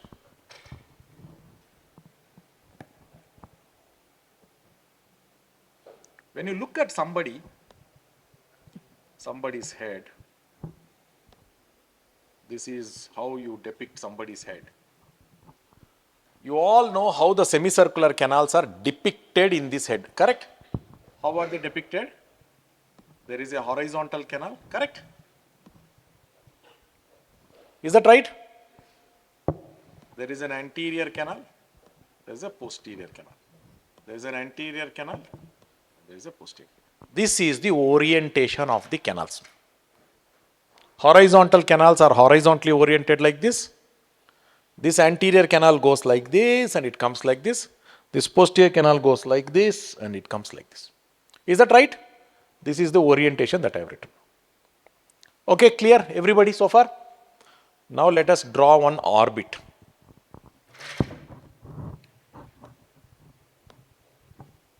Medial wall, lateral wall, correct? Endoscopic surgeons, correct depiction? Okay? Medial wall is parasagittal, lateral wall is a little angulated, correct? No, of the orbit. This is the eyeball. Now when you see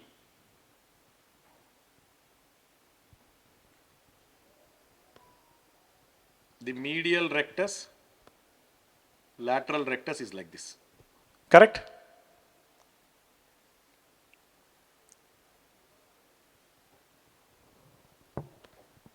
Superior and inferior rectus will be along those lines. Is that correct? I am little exaggerating things there, but it's okay. Things will become very clear with little exaggeration. Then superior oblique. It goes straight like this. I'll use a different color. Yellow. Can you see yellow? Yeah, you can see. Then turns around the trochlea and it comes like this. Is that correct?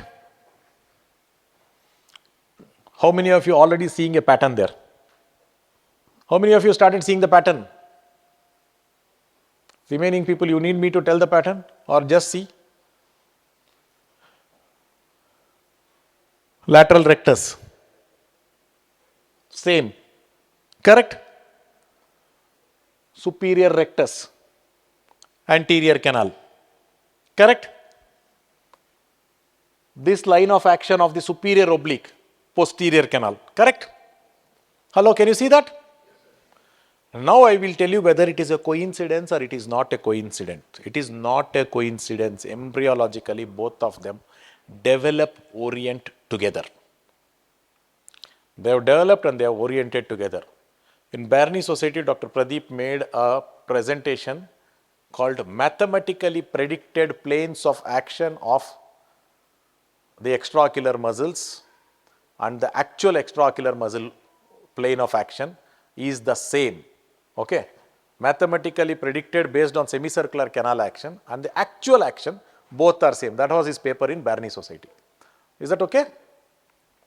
So this is not just a coincidence. Now, how do you prove that it is not a coincidence? If you take the nerve supply of the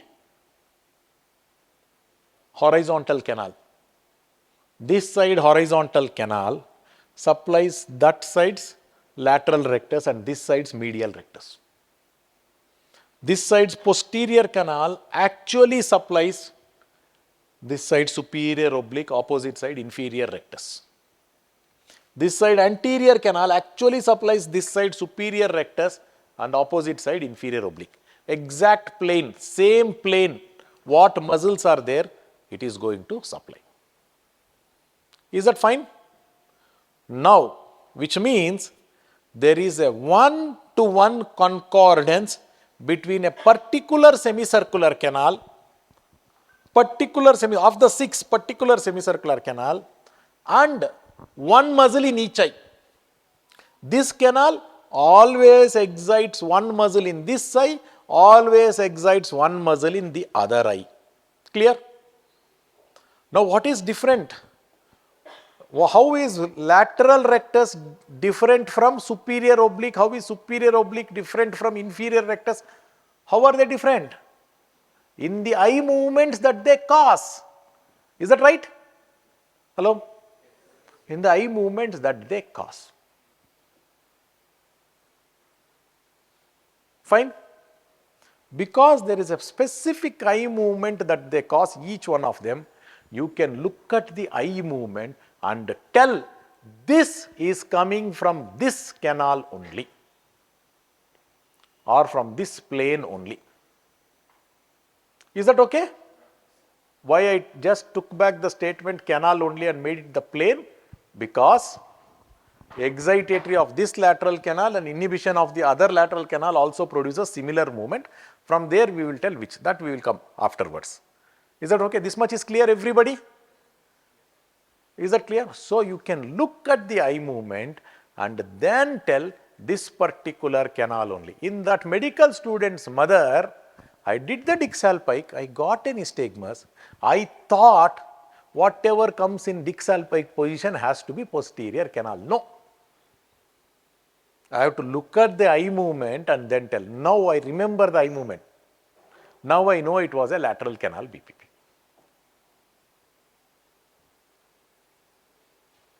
Now I know it is a lateral canal BPPV. I could not answer that time. I did not give the solution. I don't know where he is. I don't know where the mother is.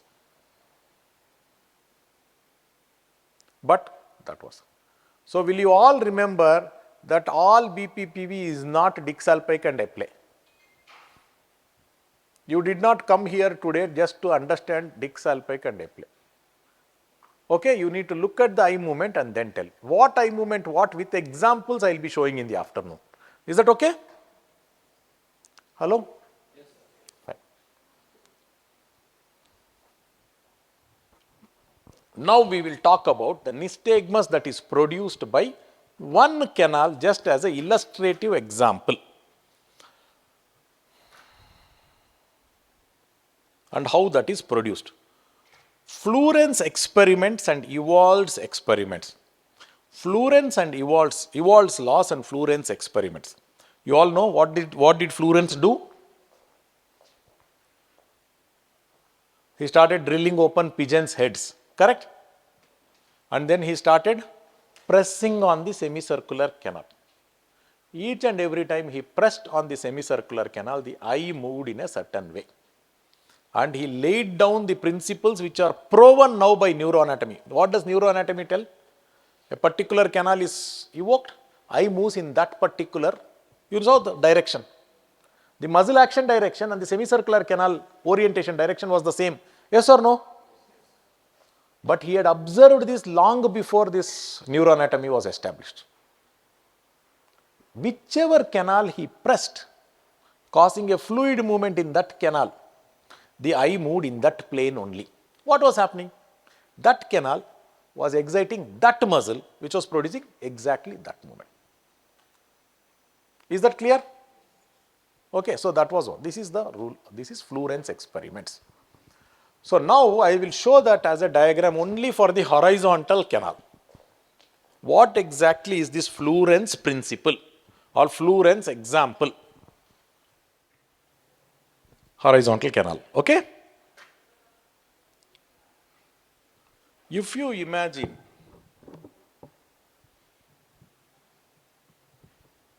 one wheel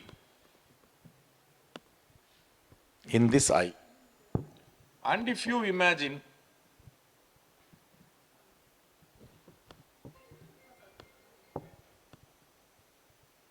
one wheel in the semicircular canal, and if you connect these two wheels using a belt drive or a chain drive,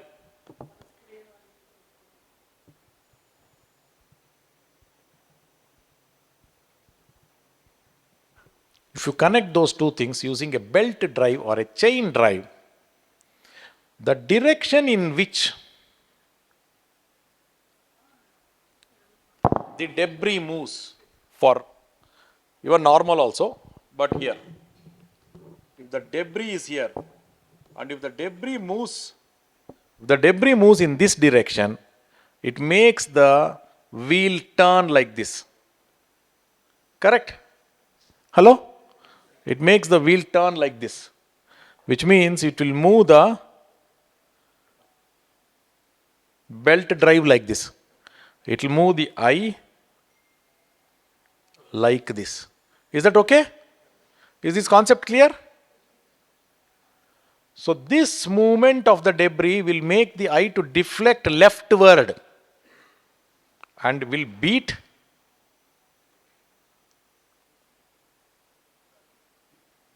rightward. Is that okay? Hello?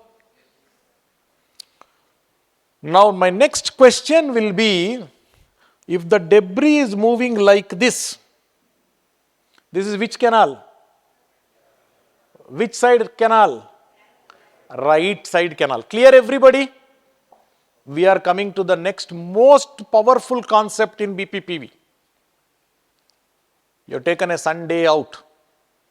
Some of you come from different places who are all outside of Hyderabad. My God, everybody is outside of Hyderabad. So we have to make this day worth it. Correct? Is that right?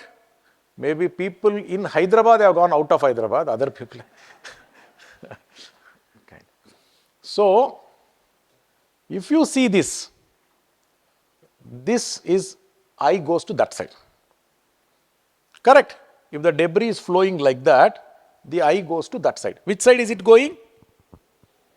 Left side. Correct? The front of the eye goes to the left side. Correct? When the debris starts from here and goes like this. You move your chair here. Okay, you can't be missing this. Okay. Madam, meeku kanipistunda? If you are not seeing, you are missing out on a concept. Okay. Okay. You bring the full table here. Put it here. There is a lot of place here. Okay. So can you see this? If the debris moves like this, the eye moves like that. Correct? Hello? That movement, this movement from Fluorens time, it is recognized as the slow phase of the eye movement. The beat is saccade. It is not vestibular. So the beat will be in this direction. Is that okay? So when the debris is going like this, the nystagmus beats in which direction? Which direction? Right direction. Is that clear, everybody? You will get a right beating nystagmus. This is a very, very powerful concept once I tell the implication of this one. This debris movement is route A or route B? Root A will cure or not cure? So that flow is therapeutic direction flow or non-therapeutic direction flow? Is that correct? If the right side canal has to be treated, the debris has to go in this direction, correct? If it goes in this direction, the belt drive is going to rotate like this, correct? Which means it is going to beat in which side? Left side. This brings us to the concept of therapeutic direction nystagmus and therapeutic direction flow. The therapeutic direction flow already we knew. Root B is the therapeutic direction flow. You all know that. Is that correct? The therapeutic direction flow will produce a therapeutic direction nystagmus. For right horizontal canal, the therapeutic direction nystagmus is what? Left beating. Is that right? The eyes will slowly deviate like this and will beat to the left side. Is that correct? So, if you have if you have diagnosed that the person has a right horizontal canal, how to identify which canal is going to be the next lecture. I am going to do that. Okay. If you have recognized that it is the right horizontal canal, and if you started treating, throughout your treatment, you have to observe the nystagmus, and if the nystagmus continues to be left beating, that means you are doing the right thing. Hello? Isn't that like facial nerve monitoring? Isn't that like vestibular equivalent of navigation, sir?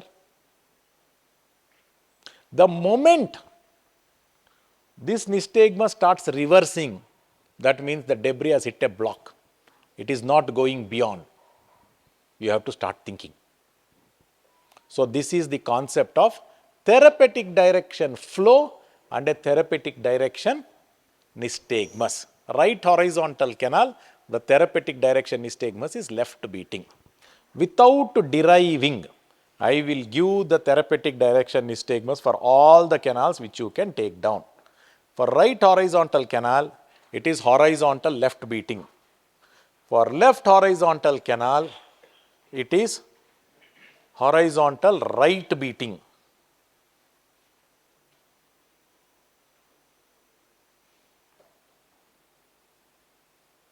Taken down?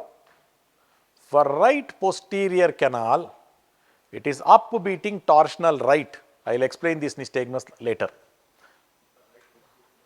Up beating and torsional right is the therapeutic direction nystagmus.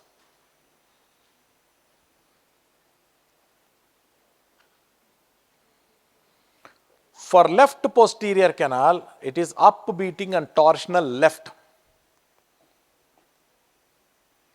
For right anterior or superior canal, it is down beating and torsional right. For the left anterior or superior canal, it is down beating and torsional left. These are the therapeutic direction nystagmuses. Is that okay?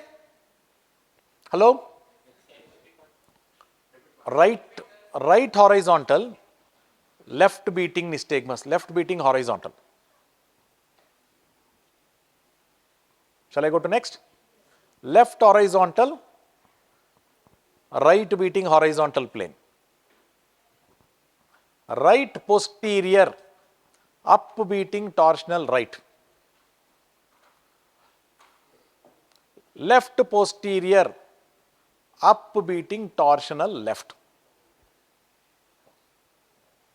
Right anterior, down beating torsional right. Left anterior, down beating torsional left. You will all remember? Very simple. Posterior canals up beating, anterior canals down beating. Okay. That Dr. Pradeep will again explain, it becomes more easy for you. Posterior canals up beating, anterior canals down beating. Posterior canals, right side vertical canals, right beating, left side vertical canals, left beating. Whether it is posterior or anterior. Clear? You will remember? Hello? Fine. Now, last diagram you remember, the therapeutic direction flow in the lateral canal will cause inhibitory or excitatory nystagmus. The deflection of the kinocilium will be in the inhibitory direction or excitatory direction. You all remember? You forgotten. Inhibitory direction. Why? The reason was you know how the kinocilium was oriented. Correct? Now,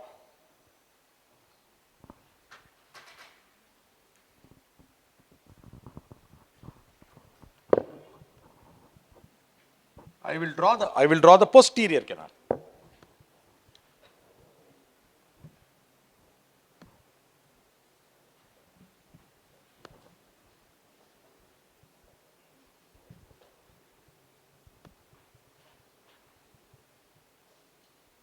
This is how the posterior canal is. Is that okay? Now, if I draw the orientation of the kinocilium in the posterior canal,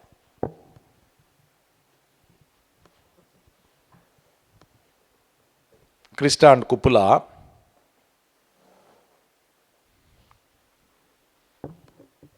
this is the area where the kinocilium are.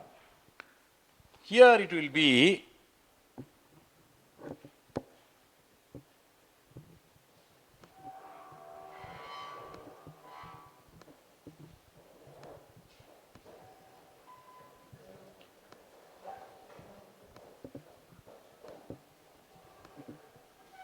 be like this. Is that okay? Now you have to answer the question, if the flow is in this direction,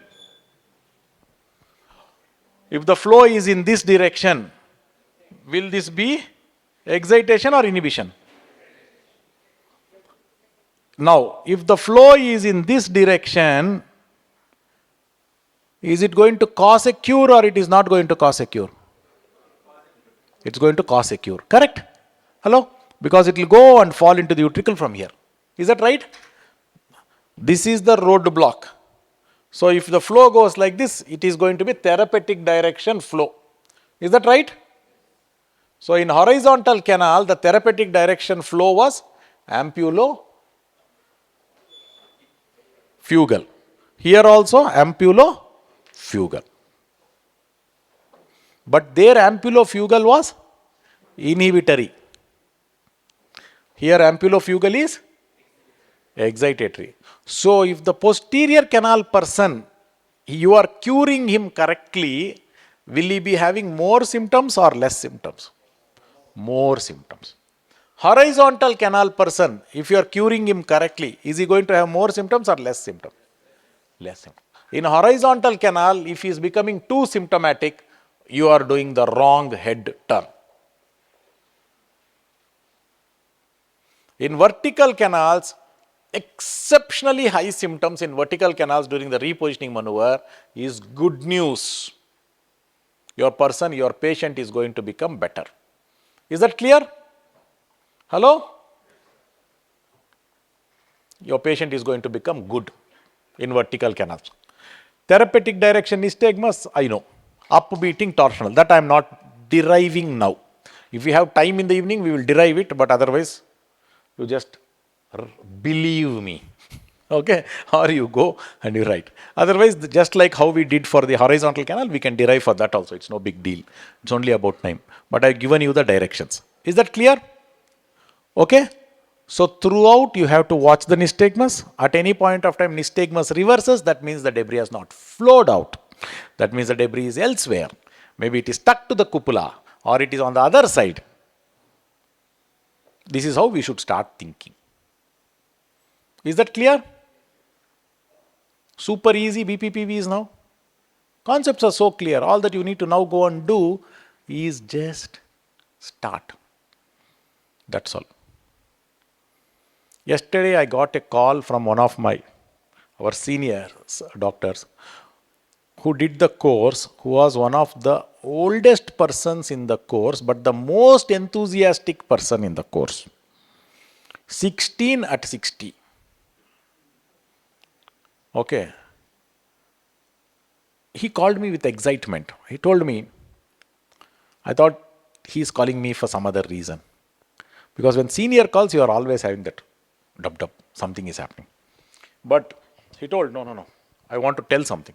Sir, what happened? 2 days ago, I got a patient and it was lateral canal. For the first time, I did a Guffoni maneuver and the patient became better instantaneously. But I did not believe. I called the patient again. Then next day I confirmed. Next day I confirmed. After double confirmation, now I am sure he has really become good. That is why I am calling you to tell. He is good. Because these concepts are so crystal clear now. All that you need to do is go and start doing them. That's all. Today we are going to equip you with all the methods of doing them. Is that okay? We are going to teach you. We are going to make sure that you will do everything here on stations. After that, you go and you just start doing. Is that okay? Fine. That's all it is. So that is how you are going to do this thing. These are the main concepts. What are all the concepts that we covered? We covered a concept called excitatory inhibitory so that we can understand which direction the person will have more symptoms, less symptoms. For which canal less symptoms is good news and which canal more symptoms is good news. Is that correct? We also understood the concept of different directions of nystagmus for different canals. We also understood from the same the different nystagmus, the therapeutic direction nystagmuses and therapeutic direction flows. Therapeutic direction flow is always ampulofugal. Therapeutic direction flow is inhibitory flow in lateral canals, excitatory flow in vertical canals, both posterior and anterior. Clear everything? Lateral, both anterior and both posterior and superior or anterior canal, it is ampulofugal flow which is excitatory and it is the ampulofugal flow which is therapeutic. Which means the patient, if they get symptoms, then it is good news. More symptoms, good news. No symptoms need not be bad news, but more symptoms is good news. So this is the concept. Okay. Is it not looking mathematical so far? Next thing is only about how to do them. That's all. Okay. That we will teach.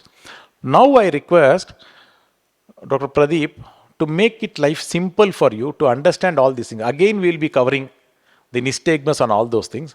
But before you understand that, you need to understand eye movement, eye orientation, the few basic rules which we call the golden rules with which it becomes super simple to remember. So he will come and he will cover the golden rules. After that, again, depending on what, after that migraine? We'll complete BPP. Okay. After that, after that, I'll come and give the how to identify which canal is affected, and then we will go for migraine. Is that okay?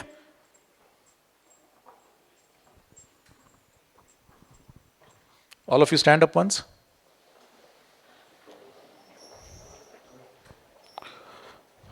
Hands raised.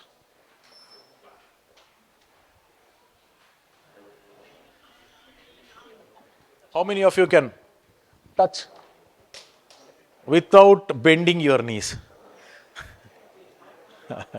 Come. How many of you can touch the knees? Good, that's enough. Thank you.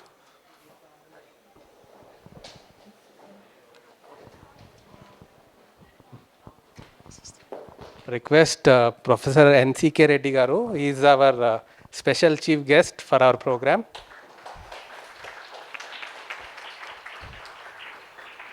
Sir is a reputed pediatric surgeon. He has done his training from the prestigious PGIMER AIMS, and he has been the professor and HOD of Nilofer Hospital, and he has, to his credit, started pediatric surgery departments in most of the medical colleges in AP and Telangana, and he has been examiner for all the prestigious institutions for all pediatric surgery exams. Sir, welcome you, sir. Thank you. Thank you very much for your nice words. And I heard a good lecture from the speaker. I enjoyed it, though I couldn't understand much. It is an alien subject for me anyway. But I was always under the impression Had you come at 10 o'clock, you would have understood everything. I see. Probably. Correct? Yeah. Yes or no? You're always correcting them and asking them to say yes or no most of the times. I was under the impression, now I think there are too many medical colleges in the government sector. When I was a student, it was only 8 medical colleges in combined Andhra Pradesh and Telangana. Now I think there must be in hundreds. So simultaneously, there are no teachers. Teaching is affected. And I was under the impression, I think teaching institutes, I think they are not doing very well. That's my personal impression. At this stage, in the private sector, if you are doing so many CMEs, I was really thrilled. My view has changed.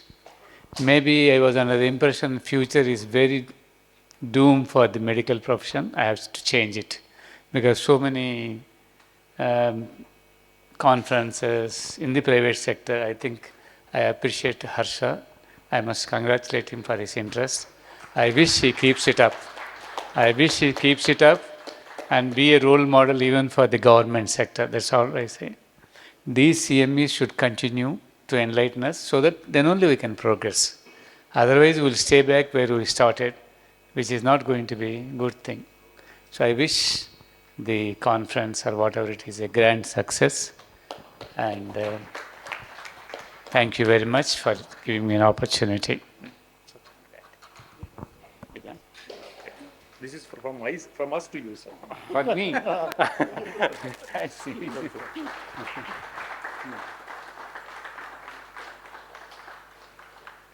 Thank you very much. I have to give you something, no? Blessings. It's my blessing. You are conducting very well. I'm very happy about it. I wish you very long success and a bright future for you, wherever you go. Thank you. I will move. I can go off. Sir, thank you, sir. So I hand over the lecture to Pradeep sir. Yeah. Good morning, everyone. First of all, thank you, Harsha, for having me here. Check. One. Hello, check. Hello, check. Hello. Hello, check. Boss. Check. Hello, check. Hello. So basically, the concept is everyone believes logic, but everyone needs some magic. Okay. So all of you know that Arjuna and Matsyantra. Who is Arjuna and Matsyantra? Most of you know. What is that? Yes, there is a revolving fish high up in the sky, and Arjuna has hit that by looking down into the water. Right? The autoconia are moving in the ear, in the semicircular canals. You are treating those autoconia to go into the utricle by seeing the eyes, not the ear. The particles are moving in the ear, in the semicircular canal, but you are looking at the eyes. So, because of these great people, today I can stand in front of you and teach these things. I always hope for them. See here. Another great person. What can you see? See the eyes. So beautiful. So addictive.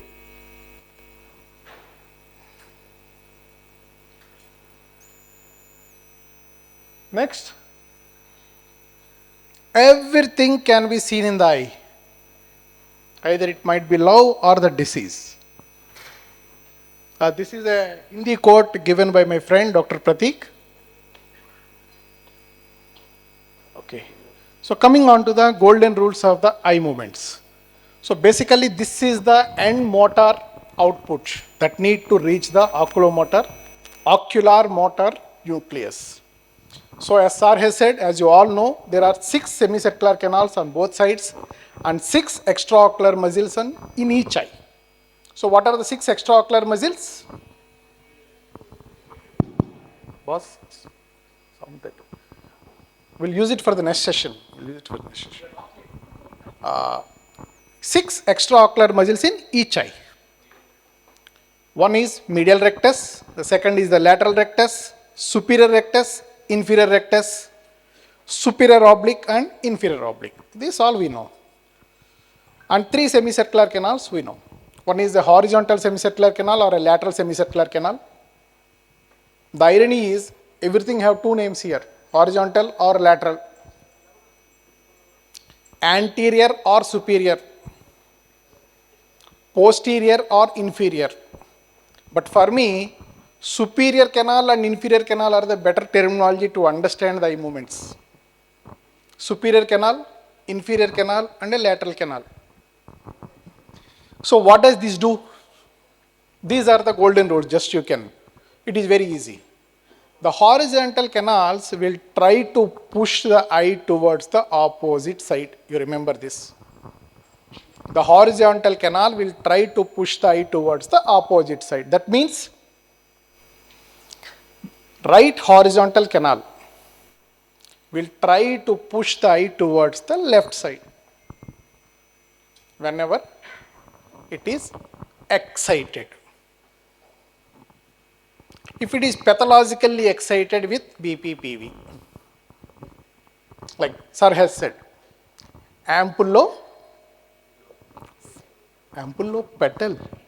ampullopetal flow in horizontal canal is excitatory, right? So whenever pathologically a horizontal canal is excited, the eyes will be moving, push it towards the left side. So as a counteractive mechanism, the brain will bring back the eye towards the right side. This is the nystagmus. Okay. So the horizontal canal will try to push the eye towards the opposite side. The superior semicircular canal will try to pull the eye up. The superior canal will try to pull the eye up. The inferior canal or the posterior canal will try to pull the eye down towards it. Understood? The horizontal canals are trying to push the eyes, whereas the vertical canals are trying to pull the eyes in their respective planes, either superiorly or inferiorly. Clear? Now you apply this logic, this thing to Sir's therapeutic direction flow, you will get a beautiful correlation. Understood? So now what happens when there is an abnormal excitation of the superior semicircular canal? What does it do? It will pull the eye up. So what does the brain do as a counteractive mechanism? It brings the eye down. What is that? It's the downbeat nystagmus. So superior canal BPPV, you get a downbeat nystagmus. What does the posterior canal or the inferior canal do? It tries to pull the eye down. The brain will bring it up, thereby causing an upbeat nystagmus. Understood? Concept is clear? For that to execute, you have 6 muscles in each eye. The 6th abducent, the lateral rectus is supplied by the abducent. The superior oblique is supplied by the trochlear now, and rest 4 muscles are supplied by the oculomotor now. This we know.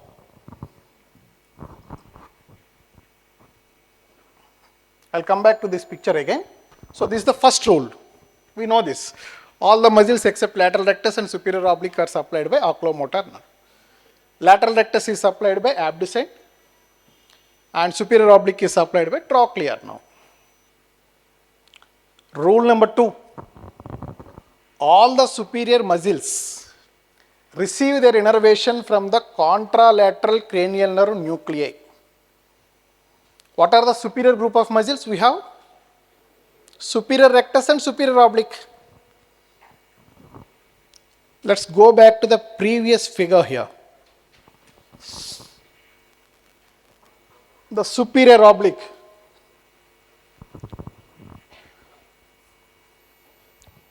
Sorry, this is the superior oblique.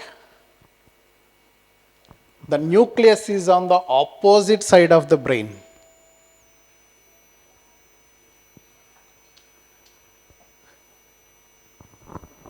So the superior rectus, the nucleus is on the opposite side of the brainstem. So that means the superior rectus and the superior oblique, the nerves will be having the nuclei on the opposite side of the brain. Because superior group of muscles are something special. I'll come to rule number 3 again. Let's complete about the superior group of muscle specialties. Again, superior group of muscles are intortors and inferior group of muscles are extortors. So what is intorsion? What is extortion of the eye movement? Intorsion is rotational movement of the eye towards the nose. Towards the nose, it is inside. Extorsion means towards the ear. This is extorsion. So what do these superior group of muscles do? Either superior rectus or superior oblique, wherever they are activated, they will try to rotate the eye towards the nose. That is, they intort the eye. So what will the brain do as a counteractive mechanism? Extorsion. So superior groups of muscles are intortors. That means if you see a upbeating nystagmus, and towards the right ear, the torsional component is right ear. Which semicircular canal is involved now? Right posterior canal. Because you are having a upbeat nystagmus, that means initially the eye has been pulled down by the inferior canal. So you are getting an upbeat nystagmus. Okay.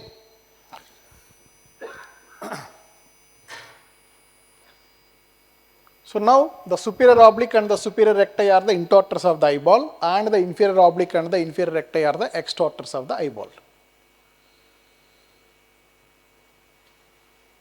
Now let's come to the rule number 3. So you know that superior recti will pull the eye up, the inferior recti will pull the eye down. That's the primary action. But whenever you adduct the eye, adduct means towards the nose. Horizontal movement towards the nose is called as adduction, and horizontal movements towards the lateral aspect or towards the ear is called as abduction. This is clear. And torsional movement towards the nose is called as intorsion. Torsional movement towards the ear is called as extorsion. No confusion here, right? So, and one more thing, extorsion happens at generally, usually extortions and all, extortion means kidnapping or whatever it is. They usually happen at an inferior level. Inferior people do extortions. That's how you can remember. So, whenever the eye is adducted and I am adducting my right eye and I want to see up or down, what is the muscle that is causing that action? Is that the superior rectus?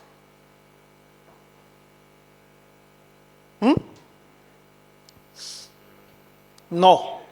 It is the inferior oblique that is elevating the eye in adducted position. And it is the superior oblique that is pulling the eye down in adducted position. In the primary gaze, that is when the eye is in the center, the superior recti will pull the eye up. But when the eye is adducted, the obliques will take the function of elevating or depressing. When the eye is abducted, that is towards the ear, again the superior recti will be the elevator and depressor. So understood? Obliques in adduction and recti in abduction. These are like 4 or 5 mantras which you need to recite so that the life becomes easy and the BPPV becomes very, very easy.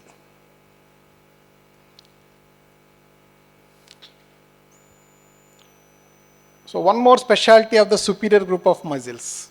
The superior group of muscles stimulate the ipsilateral vertical canals. So what does the posterior canal do? It tries to pull the eye down. Same thing, right? So what are the muscles that bring the eye down? Inferior rectus and superior oblique. If my right posterior canal is stimulated, both the eyes will be coming down. Okay. This action is brought together by inferior rectus and superior oblique.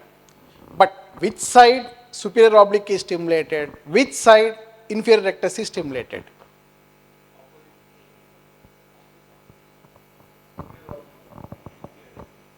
Yeah. To remember that, the superiors are always superior. They don't want to exert more.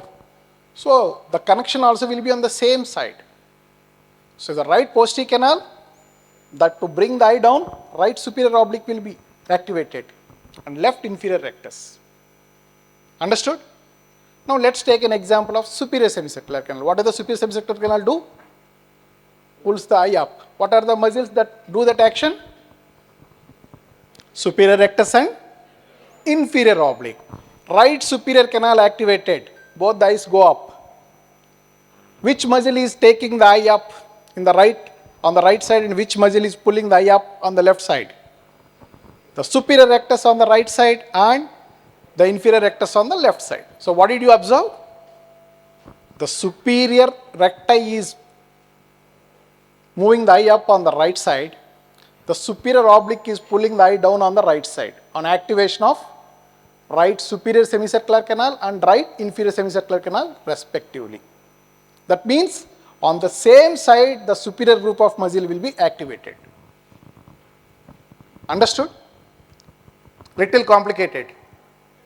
So that's why recti are primarily elevators. Obliques are primarily, they give it torsional movements. So if there is a right posterior canal BPPV, what type of nystagmus do we expect? An upbeating and right torsional nystagmus will be expecting in Dix Halpike. Understood? So right posterior canal is activated. What are the group of muscles it is stimulating? Right-sided superior oblique and left-sided inferior rectus. They are bringing the eye down and the nystagmus will be in the ulta direction. That is upward, upbeating nystagmus will be there. And what does the superior oblique do here in the right side? It intorts the eye on right side. On the left side, the inferior rectus, it extorts the eye. So the movement will be, the eye movement will be like this. So the nystagmus will be ulta because we are speaking about the fast component. That means a right beating, right torsional nystagmus and upbeating nystagmus is classical feature of right posterior canal BPPV. Clear here, up to here? So now, when you are seeing a patient and in Dix Halpike you are having an upbeat nystagmus and a torsional component. You are doing a right Dix Halpike, you are seeing an upbeat and a torsional component. If it is a right posterior canal BPPV, you are seeing a upbeat nystagmus and a right torsional nystagmus. Clear up to here. As the right superior oblique is activated by right posterior canal, what happens? Superior obliques are more of torsional muscles rather than elevators. So you can see more torsional component in the right eye, more vertical component, because inferior rectus will be on the opposite side. Recti are primarily elevators. So more vertical component can be seen on the left eye. Hope, did you get the concept? Don't remember like that. Don't remember. Torsion on the affected side means again for superior canal it will be reverse. Okay. So right posterior canal, right superior, it innervates right superior oblique and left inferior rectus. Oblique is more of a torsional muscle. So more torsional on the same side eye for right canal, for the posterior canal, and vertical movement will be on the opposite side. You take the other example, right superior canal BPPV. What will happen? It innervates right superior rectus and left inferior oblique. So oblique is primarily a torsional. So more torsional component on the opposite side and more vertical component on the same side. Understood? Am I clear or little confusing? No. One more time, sorry. See, the recti muscles are mainly elevators. Oblique muscles are primarily torsional muscles. If on the same side the recti are stimulated, more vertical component can be seen. If on the same side obliques are stimulated, more torsional component can be seen. For right posterior canal, what happens? It stimulates right superior oblique. It being a torsional, more torsional in the right eye and more vertical component in the left eye. Right superior canal, what does it do? Right superior rectus and left inferior oblique. So more vertical component in the right eye and more torsional component in the left eye.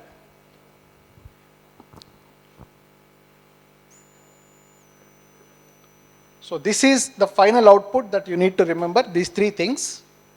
The superior group of muscles will be having the nucleus on the opposite side. The superior group of muscles are intorters. And the superior group of muscles are stimulated by ipsilateral vertical canals. Now coming to the last slide of this presentation. This is a 3:2:1 rule. Now if you see, the superior canal or the anterior canal relays into the, this is the vestibular nucleus, relays into the vestibular nucleus, and from there, what does it do? This is actually your left-sided superior semicircular canal. What is it? How is it transmitting? It is transmitting to the left vestibular nucleus, and what does it do? It's supposed to do left superior canal. What is supposed to innervate? It is supposed to elevate the eye up.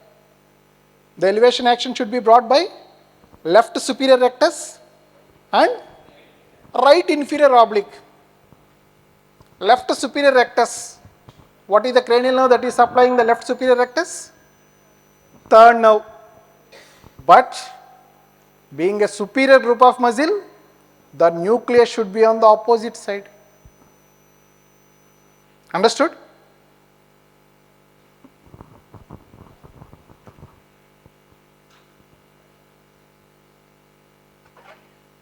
Coming to the same side superior rectus.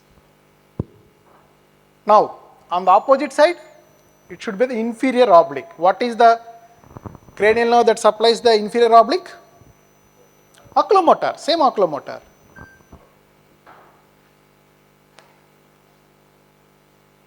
You understood? Superior rectus and inferior oblique. And if you see these projections from the vestibular nucleus to the oculomotor nucleus, the superior semicircular canal is very rich. It is projecting via three ways. This one is through the medial longitudinal fasciculus, this way, and the second one is through the brachium conjunctivum, or also called as superior cerebellar peduncle, and the third one is the ventral tegmental tract. don't remember all the names. Superior canal is very rich. It is sending the signals in 3 different ways. Very influential guy. Very influential guy. Recommending through the professor, HOD and principal. 3 ways. Okay. Coming on to its counterpart, the posterior canal or the inferior canal already is an inferior person and very poor, has only one connection, only through medial longitudinal fasciculus. So what does the left posterior canal do? What does the left posterior canal do? It brings the eye down. That's what we learned. Through which group of muscles? Left superior oblique and right inferior rectus. So left superior oblique is innervated by left trochlear nerve. But that trochlear nerve will be having the nucleus on the opposite side, that is the right side.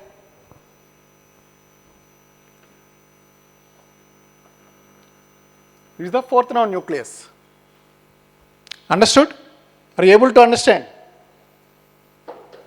And from here, it goes and innervates the superior oblique on the opposite side. And on the right side, it stimulates the inferior rectus through the oculomotor nucleus. Is this clear? Up to here. This is the same things, the anatomy, what we all know, the same thing. Now, if you see, this guy is having 3 connections, whereas this guy is having only 1 connection. So that's why, but nature should give a balance, or else this fellow is dominating. Because he is having 3 connections, most influential guy in the department, most influential postgraduate or something like that.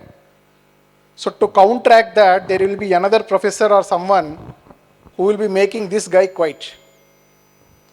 So that is the cerebellum. Cerebellum will always come for the rescue of the posterior canal. So cerebellum and posterior canal are a team to counteract the superior canal. So whenever cerebellum is gone, cerebellar lesions are gone, what will happen? The superior canal will become very active. It tries to pull the eye up, thereby causing a downbeat nystagmus. Understood? Now coming on to the via media guy, like most of us, the lateral canal. What does the lateral canal do? The left lateral canal, what does it do? It pushes the eye towards the right side. To make that movement, what are the muscles that are to be stimulated? Which side? Right-sided lateral rectus and right-sided medial rectus. This is pushing the eye towards the opposite side. This is the lateral rectus and this side it is the medial rectus. Medial rectus is supplied by oculomotor. Medial rectus. Trochlear someone said. Oculomotor. And lateral rectus is supplied by abducent. That means the signal has to go to the opposite side, lateral rectus, abducent nucleus. See here. It is going to the abducent nucleus and from there to the lateral rectus. And the signal also has to go to the medial rectus via oculomotor nerve. So this assembly is called as the medial longitudinal fasciculus. And if you see one thing in common, this is also going through medial longitudinal fasciculus. This is also going through medial longitudinal fasciculus. And this is also going through medial longitudinal fasciculus. So if there is a lesion in medial longitudinal fasciculus, what are the things that are going to be suffer more? Only this fellow. He has only 1 connection. So these have 3 connections. The horizontal canal have 2 connections and the inferior canal have 1 connection. If you can understand this concept of 3:2:1 rule, and if you can understand the concept of the golden rules, BPPV is something like a child game. And these are only the things which I am like analyzing. The core concepts already told by Dr. Srinivas. Now, what is this? What are you seeing here? For your orientation, this is the right, this is the left eye. This is from the patient. You are seeing the patient. This is the patient's right eye, this is the patient's left eye. The right beating nystagmus. The slow component is. Now, can you tell which pathology it is? Perfect. The right horizontal canal is trying to push the eye towards the left side. As a counteractive mechanism, the nystagmus is towards the right side. Understood?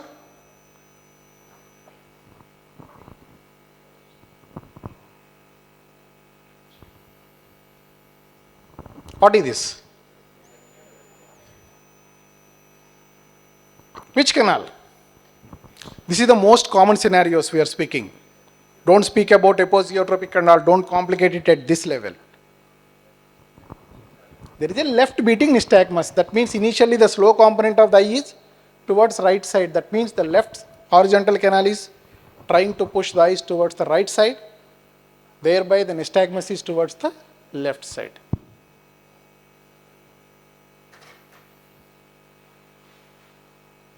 See this? What are you able to see? Perfect.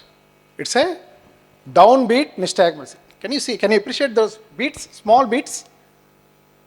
This is the downbeat nystagmus.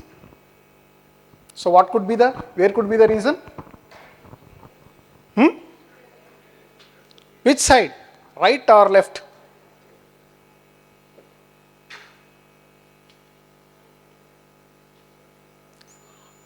Right or left? Why? Why right? Why not left?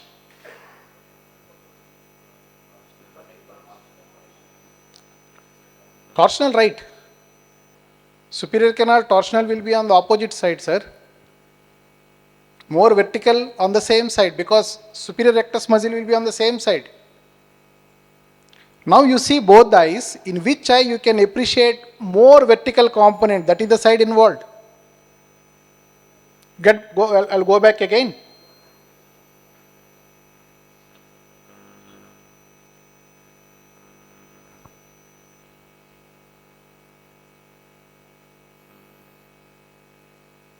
Oh, sorry. We have gone far back.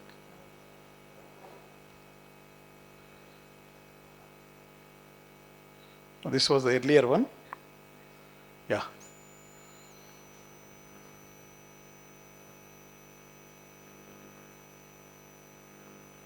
In which eye the vertical movement is more?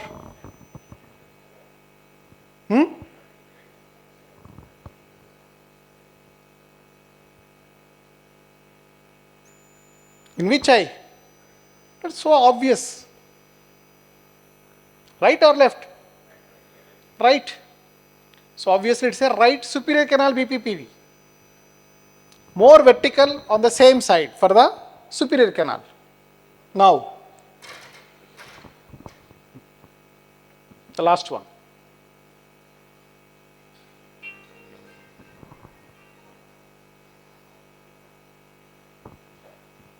Sorry if I am blocking. Okay, upbeat, posterior canal confirmed. So now we need to identify the side. Why? Why right side? If you want, I will play it again.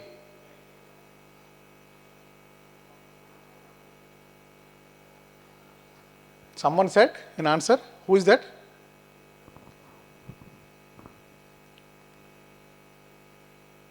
Again, I will play.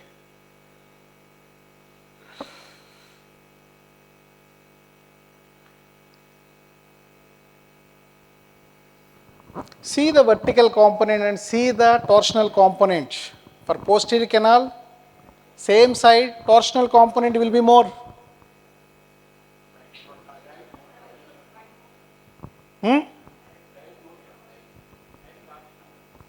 Right torsional component is more clearly visible than the left side. Left side, more vertical component was visible if you see properly. So that means it's a right posterior canal BPPV. So I am speaking here only about BPPV. So this can be attributed to right posterior canal BPPV. So now the concepts are clear, at least partially. The rules are clear and the concepts are clear. So Dr. Srinivas sir will now, these things. Sir, please come. You need to complete BPPV.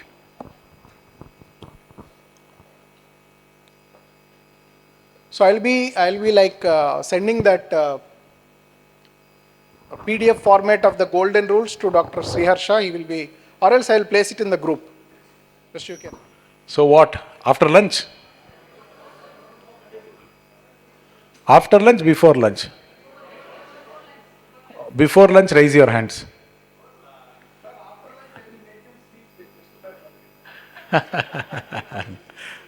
After lunch, raise your hands. I think one madam wants after lunch. Give her coffee. And we will do it right now.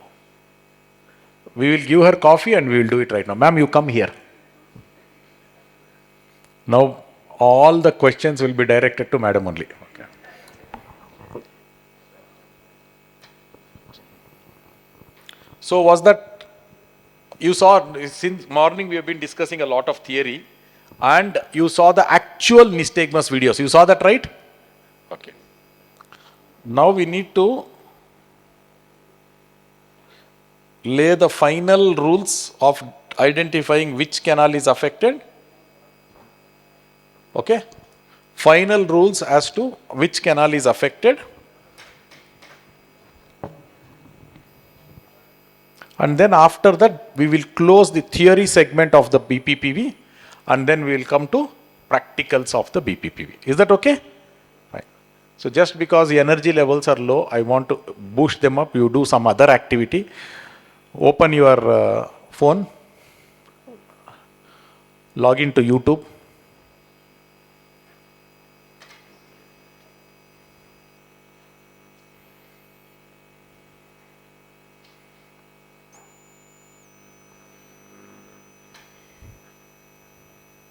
Logged in? Everybody's YouTube is on. I will not ask what is the first video that it's shown in your YouTube suggestion. It may be, how many of you are getting Pushpa 2 as a suggestion? Nobody?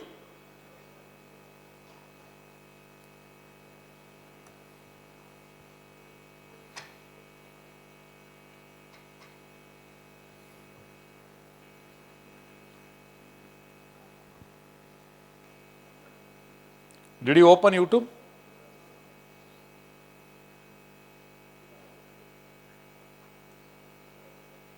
Type this one in YouTube.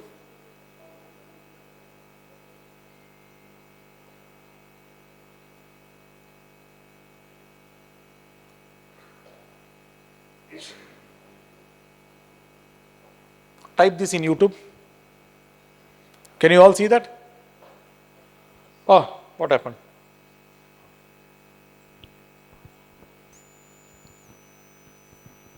Bow and Ya, Srinivas Darasala.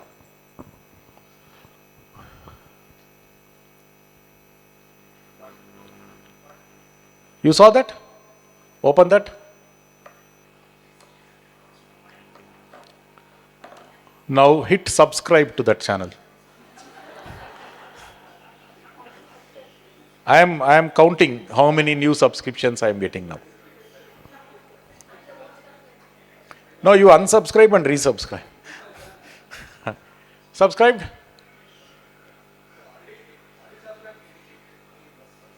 Already subscribed, we will have a special lunch.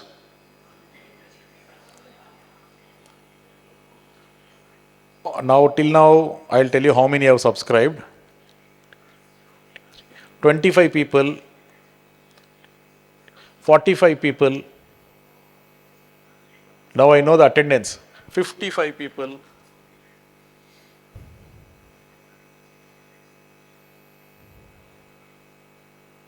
So certificates will be given for 63 people so far.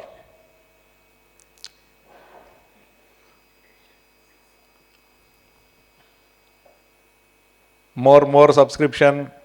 There is a milestone I am going to reach here now. 501 subscribers. Ah, super. Okay. Thank you. Thank you, Hyderabad. Okay. So now, what is there in this channel is, this is the channel that will have all the video content. Okay. Right now, all the diagnostic tests video content is already there. Okay. All the diagnostic. There is a playlist. If you go to the website, there is a playlist which gives the diagnostic tests. Okay. There is a playlist which gives. Some therapeutic maneuvers are also covered right now.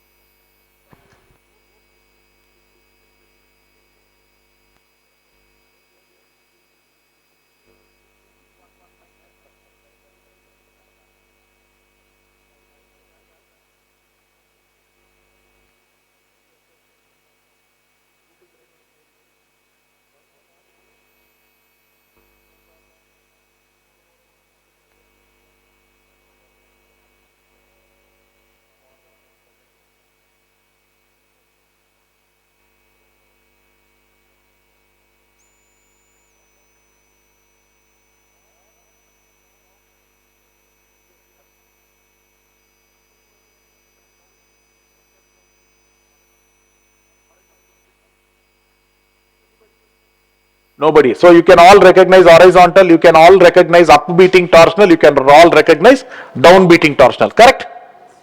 Fine. So now we'll all put things together. What is one thing that Dr. Pradeep told you? In the horizontal canal, he showed two nystagmus. You all remember? Once it was beating to the right, another time it was beating to the left. Is that correct? Hello? Once it was beating to the right and another time it was beating to the left. My question to all of you, is it bilateral horizontal canal BPPV? Yes, raise your hands. No's, raise your hands. No opinion, raise your hands. Did not understand the question in the first place, raise your hands. Did not understand the question also, some people are.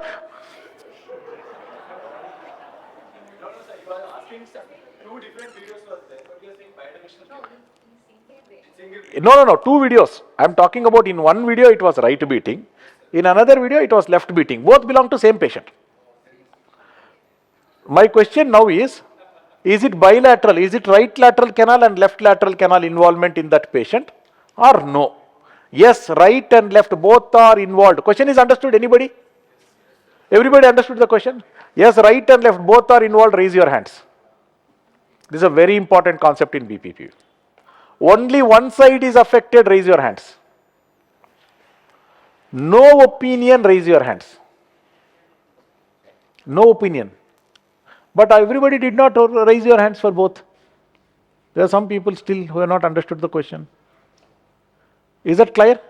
So it is. So what you all know now? It can be in the only one canal, the debris can be there, but it can cause right beating nystagmus also, left beating nystagmus. That is what he explained. Correct? No?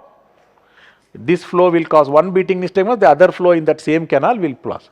This is bilaterally symptomatizing but unilateral affliction. Okay. Commonest reason for diagnosing bilateral canals is not because it is actually bilateral, because we don't know the concept of bilateral symptomatizing unilateral afflictions. Clear? Hello? Now what does this tell? This brings us to the concept of right horizontal can produce right beating also, left beating also.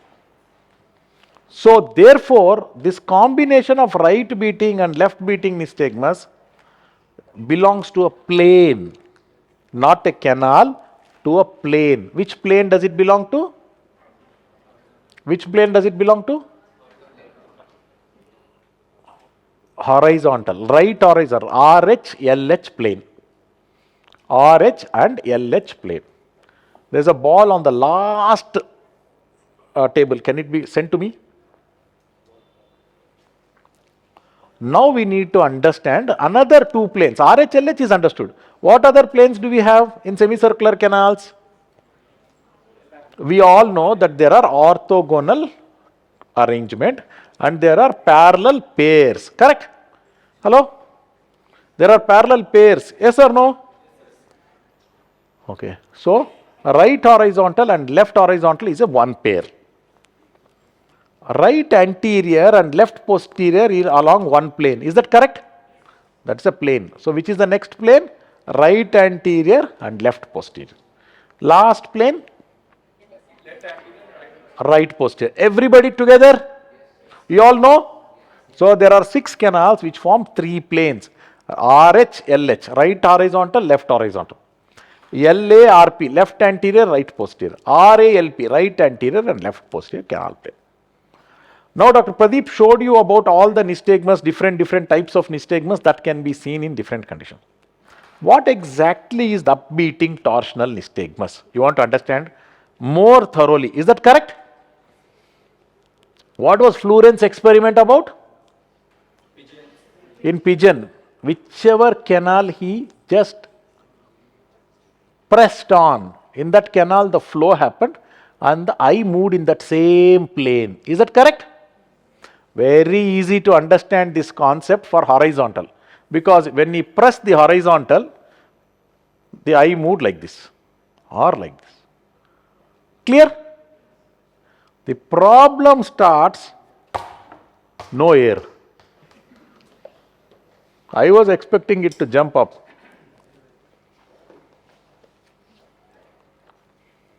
The problem starts in conceptualizing this concept for the other two planes, LARP, RALP, correct? So, LARP plane, LARP plane. Where is the Tasalpa team? Stand up, all of you. These people always, you're also Tasalpa, no? You don't belong to that group. These people, there was a child in need of some huge amount of money for medical treatment. Within a matter of 2-3 days, they raised how many lakhs? Huh? 80. 18. 18 lakhs. Tuck, tuck, tuck, tuck, tuck, tuck. Superb. Thank you. That is the kind of team they are. Okay. How many days you took? 3 days, 18 lakhs. Take 10 more days.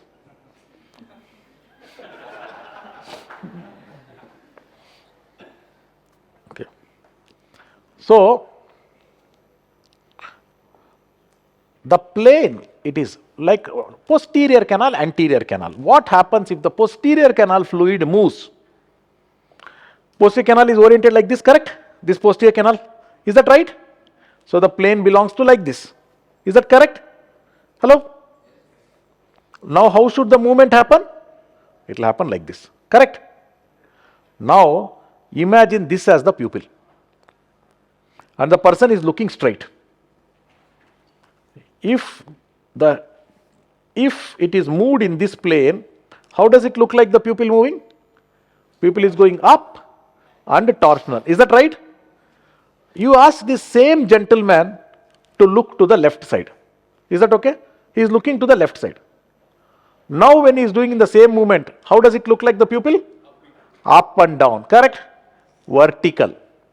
Ask the same person to look to the right side. Same. How does it look like? Torsional. So depending on the gaze direction, the same eye movement looks like torsional, looks like vertical, center gaze looks like up beating and torsional. So up and torsional to this side, down and torsional to that side is one plane. What is it?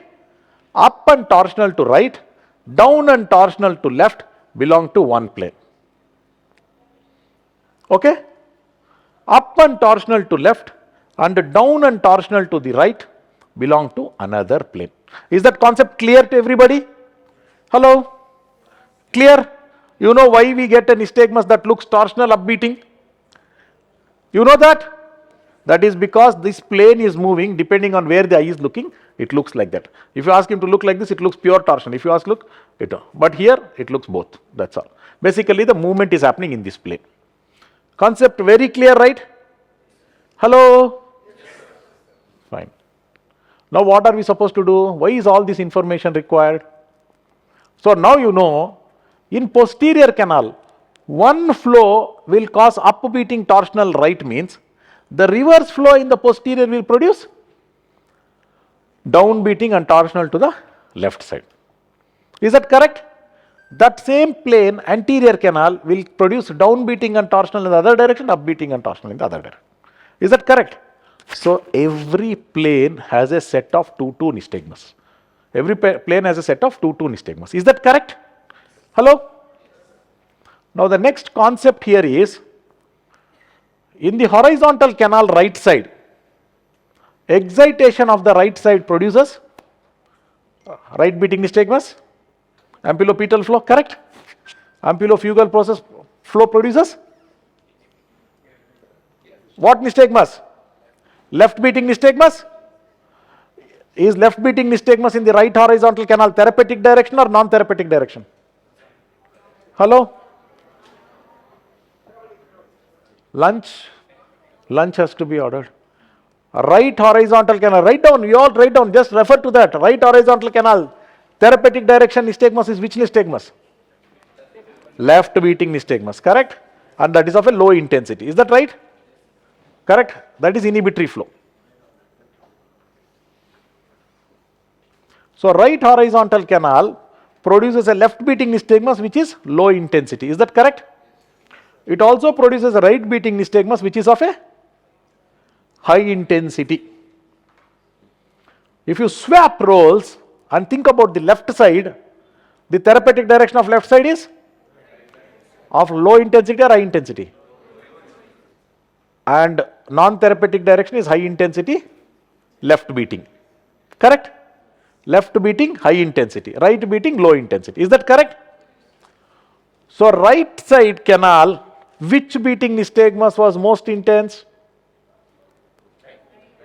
Left canal, when it is affected, which beating nystagmus is most intense? Concept clear? Very simple. The strongest nystagmus, if you get one, will tell which side is the affected side, which canal is the affected canal. Hello? Clear?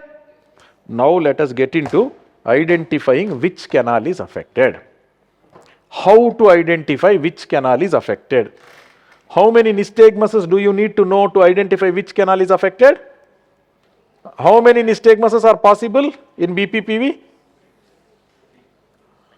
6 canals are there, 6 nystagmus is possible. What are those nystagmus? I will write everything, okay?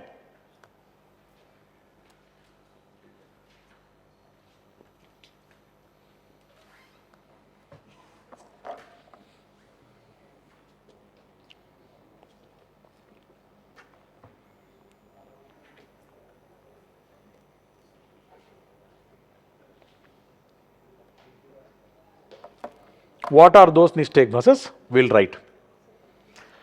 2 concepts, important concepts are there. I will cover that, and BPPV theoretical aspects, everything will be done. Afternoon will be practical demonstration. 2 important concepts. First of the 2 important concepts now, energy levels. Madam? Okay. You can manage. We will pull you and take you along. You sat in the train, we will pull you.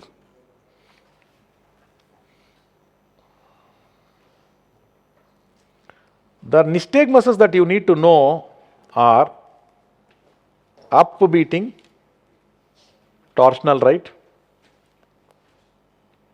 downbeating, torsional left, upbeating, torsional left, down beating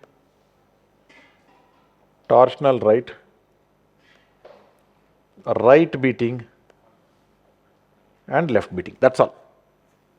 Is that okay? Within this, you have to draw 3 rectangles. 6 nystagmus and 3 rectangles. Dr. Pradeep has made an even better modification of this one, but today I am just going to stick to this one. Okay.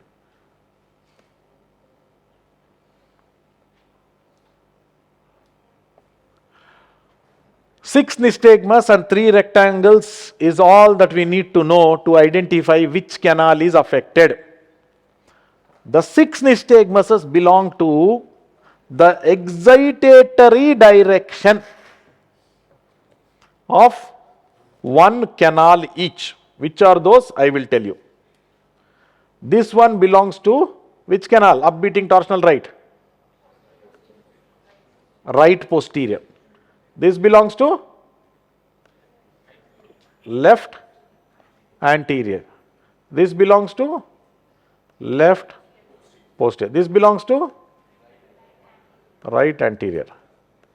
This belongs to right horizontal. This belongs to left horizontal. Excitatory directions. How to use this to tell which canal is affected? In the afternoon, we will learn a variety of diagnostic maneuvers or diagnostic tests. After you have learnt those variety of diagnostic maneuvers and tests, you will look into the nystagmus and tell which nystagmus it is. If you see a lot of only one nystagmus is showing up all the time, only one, life becomes super simple. Because you just have to take that one nystagmus, consider that that nystagmus is the excitatory nystagmus and apply this chart. You get the nystagmus. If you do a Dixal pike, you got only one nystagmus. That is upbeating torsional right. You come and look into this chart. Which canal? That's all.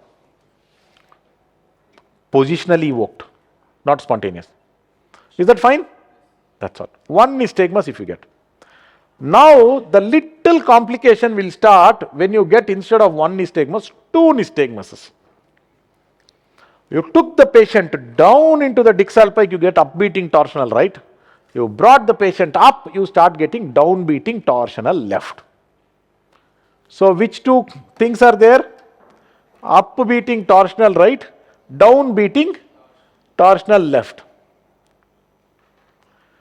If you see this, it belongs to a single plane on 2 different sides. Very, very unlikely both canals are affected. Very unlikely. Most likely it is still a single canal.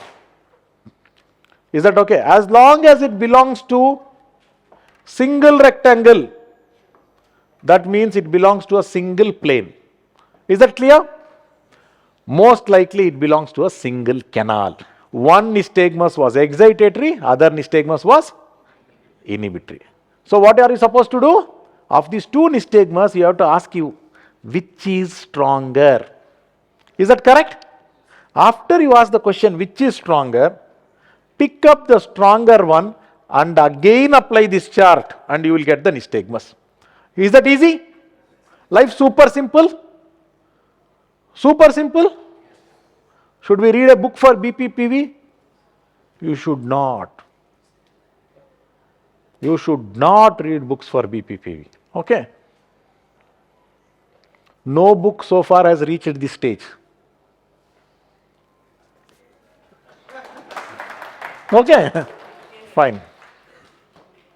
So, this one.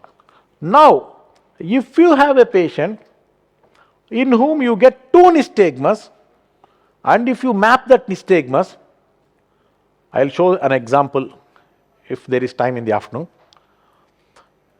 And if it belongs to 2 rectangles, it cannot be caused by excitation and inhibition of the same canal. Is that correct?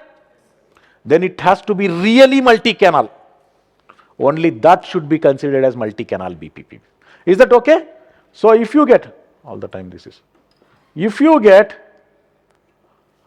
upbeating torsional right and upbeating torsional left, one nystagmus upbeating torsional right, dicksalpic upbeating torsional right, left dicksalpic upbeating torsional left, then it is really bilateral posterior canal BPPV. Is that okay? Then one more example. You have a patient for lateral canal, you are doing a positional maneuver. You got a low intensity right beating nystagmus. You got a low intensity left beating nystagmus. You got a mid intensity right beating nystagmus.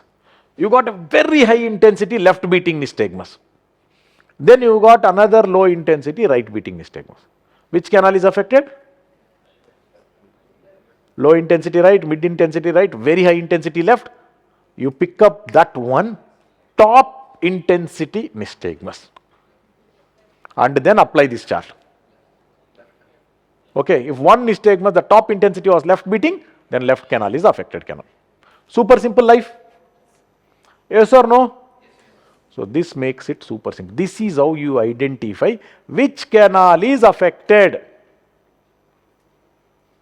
You don't need to heed for which position you used. You just look at the nystagmus and you are able to tell the diagnosis. This is called Dr. Bijlani's dictum. Nystagmus tells the canal that is affected. Okay. Nystagmus tells the canal that is affected, not the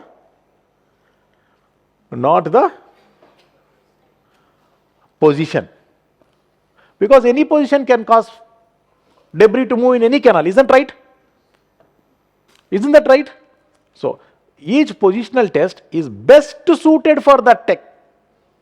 Does not mean it cannot make the other canals move. Is that concept super clear to everybody? How many of you are feeling like this is simple? How many of you are getting that feeling? You're getting, no? Super. More people should get that. This was all. That's all. Vignesh will tell, I should have started long before going to Kidwai. Correct, no? I could have started long before. Simultaneously, one side neck dissection, other side lateral canal repositioning. Huh? Correct, no? So this is the first thing. Then there are some other concepts that I want to cover. That concept is another two concepts. If it becomes too much of a torture, please let me know, okay? On the brain, this is like making the brain chutney and all that, then please tell me. Otherwise, we will continue. Because these two concepts and things are done. So now this is 6 nystagmus and 3 rectangles approach is understood by everybody. Upbeating torsional, downbeating torsional with the ball, it's understood by everybody. Everybody clear? Fine, excellent. Now we need to understand in lateral canal a concept called geotropic and apo-geotropic. Is that okay? A concept called geotropic and apo-geotropic. In lateral canal, we do a test called supine roll test or McClure-Pegnini test. Test called supine roll test or McClure-Pegnini test. It involves 2 critical steps. It is a totally 5-step test, but it involves 2 critical steps. It is there in the YouTube channel. It is called McClure-Pegnini or supine roll test. The 2 critical steps are, in one step the patient lies down on the right side, on the other step the patient lies down on the left side. Okay? Now on the right side, if the nystagmus beats to the right, okay? It is called right beating nystagmus. But it is beating towards the ground only, because on the right side, if it is beating to the right, it means it is beating towards the ground, correct? If on the left side it is beating to the left, it is again left beating, it is beating towards the ground. On the right, when it is beating to the right, you don't use the word geotropic, apo-geotropic. On the left, when it is beating to the left, you don't use the term geotropic or apo-geotropic. When you want to describe this combined pattern with one word, on right beating, plus on left beating, then only you say I got a geotropic nystagmus. Is that okay? Single nystagmus, stick to it to prevent confusion. Single nystagmus on right lateral position, I got a right beating nystagmus. Done. Don't call it geotropic, apo-geotropic. The moment you are using geotropic, it means that you saw right, you saw left. On the right it was right beating, on the left it was left beating. Is that clear? Now the same thing on the right, if it was left beating and on the left it was right beating, what should it be called together? Apo-geotropic. Now let us see, where does this nystagmus come from? What kind of problem causes geotropic and what kind of problem causes apo-geotropic? Is that clear? Now, in the beginning step,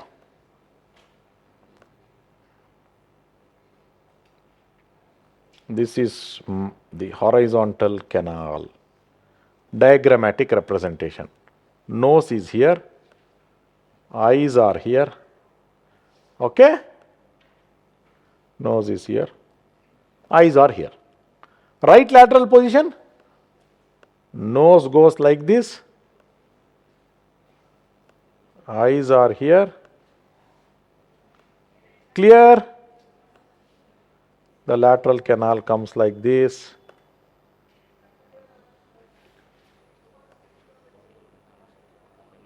Is that right? Now, left side.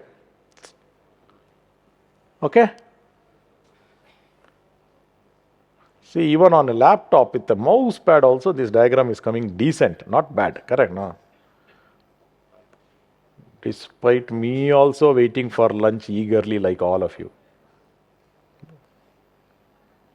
But we want to finish this off so that afternoon we can start with migraine. Because we promised 2 common conditions in one day. We have to keep up the promise. So this was the supine position or upright position. In the upright position, I will give one location for the debris. This is this location. Is that okay? Now when the person goes to right lateral position, what will happen? The debris was here, correct? Which direction will it move? Towards gravity like this, correct? Is that right? So how will this move the wheel?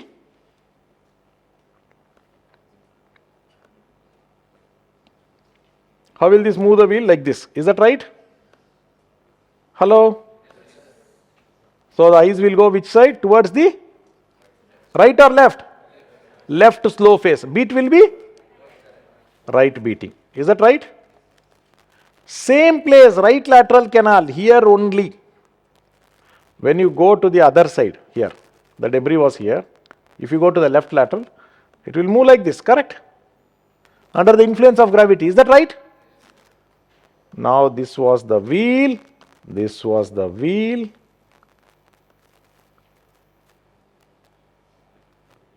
So how is the wheel rotated? Like this, correct? Hello? So the eyes are going up and beat direction will be which side? Left beating. On the right lateral, right beating. On the left lateral, this is what is called geotropic. What does it mean? The debris is in this location. Is that correct? That is in the posterior part. That is canalolithiasis. It is in the canal. Okay? Clear. Now, same diagram, feeling little lazy. So what I will do?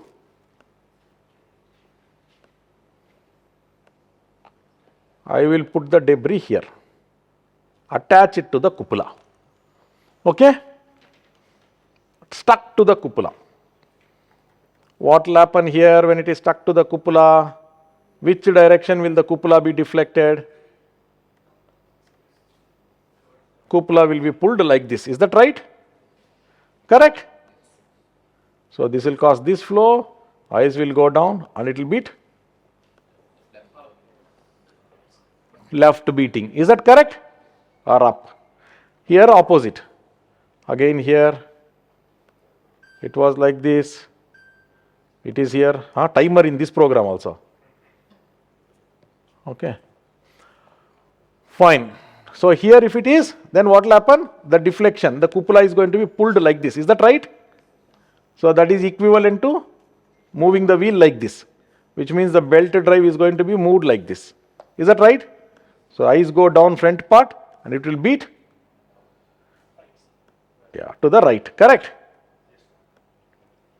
So on the right lateral position left beating and left lateral position right beating. This is called apo-geotropic. Apo-geotropic is seen in what? Cupulolithiasis. Geotropic is seen in canalolithiasis. Apo-geotropic is seen in cupulolithiasis. Is that okay? Double thumbs up, all of you. Good, excellent. Now, so this is canalolithiasis and cupulolithiasis of the lateral canal. Now, posterior canal, one more concept. When I drew the lateral canal, I was drawing like this. Did you notice this? This is how I was drawing. Exaggerated C, sorry.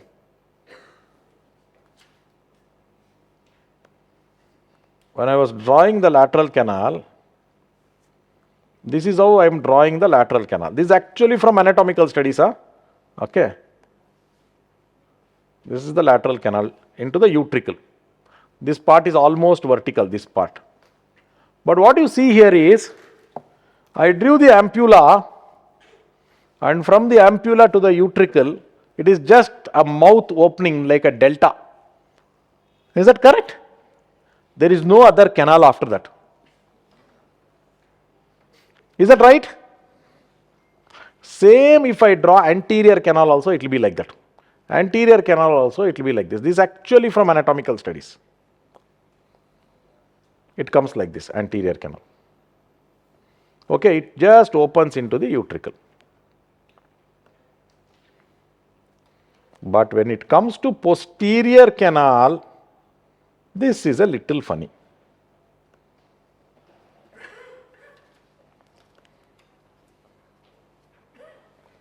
There is one short arm. You understood? Okay. What is the difference between lateral canal? Lateral canal, ampulla opens into the utricle straight away.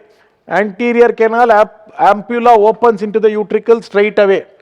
Posterior canal, the ampulla does not open into the utricle straight away. There is again a small length of canal here also. This is called short arm of posterior canal. What is this called? Short arm of posterior canal. And debris can sit there also and cause symptoms. All this time we were talking about debris here for posterior canal. We were talking about debris here for anterior canal. Again in posterior canal, there can be cupulolithiasis where the debris is stuck to the cupula. But in addition to the, see, lateral canal, there was a canalolithiasis, cupulolithiasis. Is that right? Posterior canal also can have a canalolithiasis and a cupulolithiasis. Is that okay? But in addition to that, posterior canal has one more complication, that is the debris can be stuck here. The Epley maneuver that we do and the Simon maneuver that we do is designed to move the debris from here and make it fall into the utricle. That same maneuver, if the debris was here, will go and hit this roadblock. Correct? Correct? Still it shows that intensity is Huh? high. Still it shows that intensity is high. Intensity will be high because it is posterior canal. High intensity upbeating. But it is hitting the block. Now, when do you suspect? For everything there is a reason. No, when do you suspect? When do you suspect a parotid to be malignant? There are rules like that. When do you suspect that? When do you suspect that this particular thing is in the short arm? Very simple.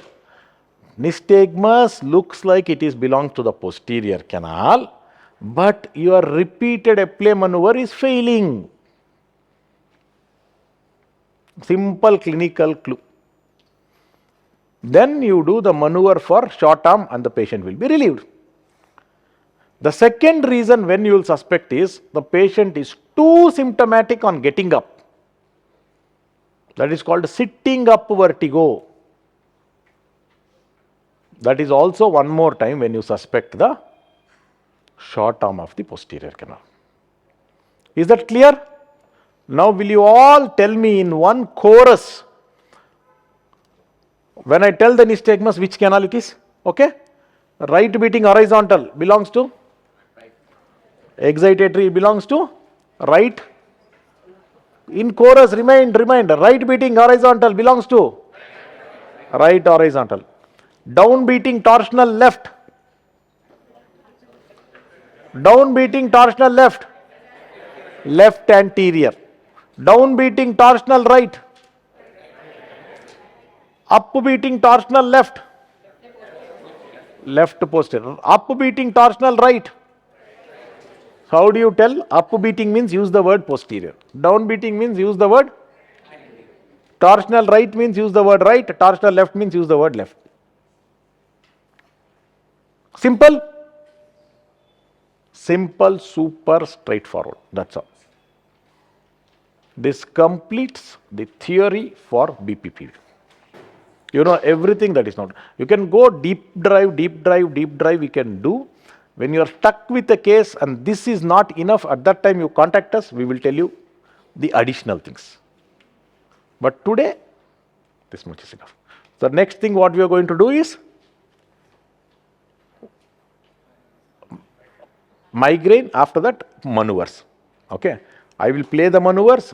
The way we are going to do maneuvers is there are going to be stations here. We are going to group ourselves. Everybody has to do. We will start from, I will be the PT master. From here we will do. So take a little lighter lunch. Okay. Two things. One is post lunch we should be awake. Second thing is you will be made to roll. So nystagmuses are clear, everything is clear. Are you feeling this day was worth it? Before lunch only? Yes, sir. Now don't go off after lunch. Okay. How many of you are feeling okay, it was reasonably good day? How many of you are feeling it is super day? How many are feeling kahan aake fas gaya hai?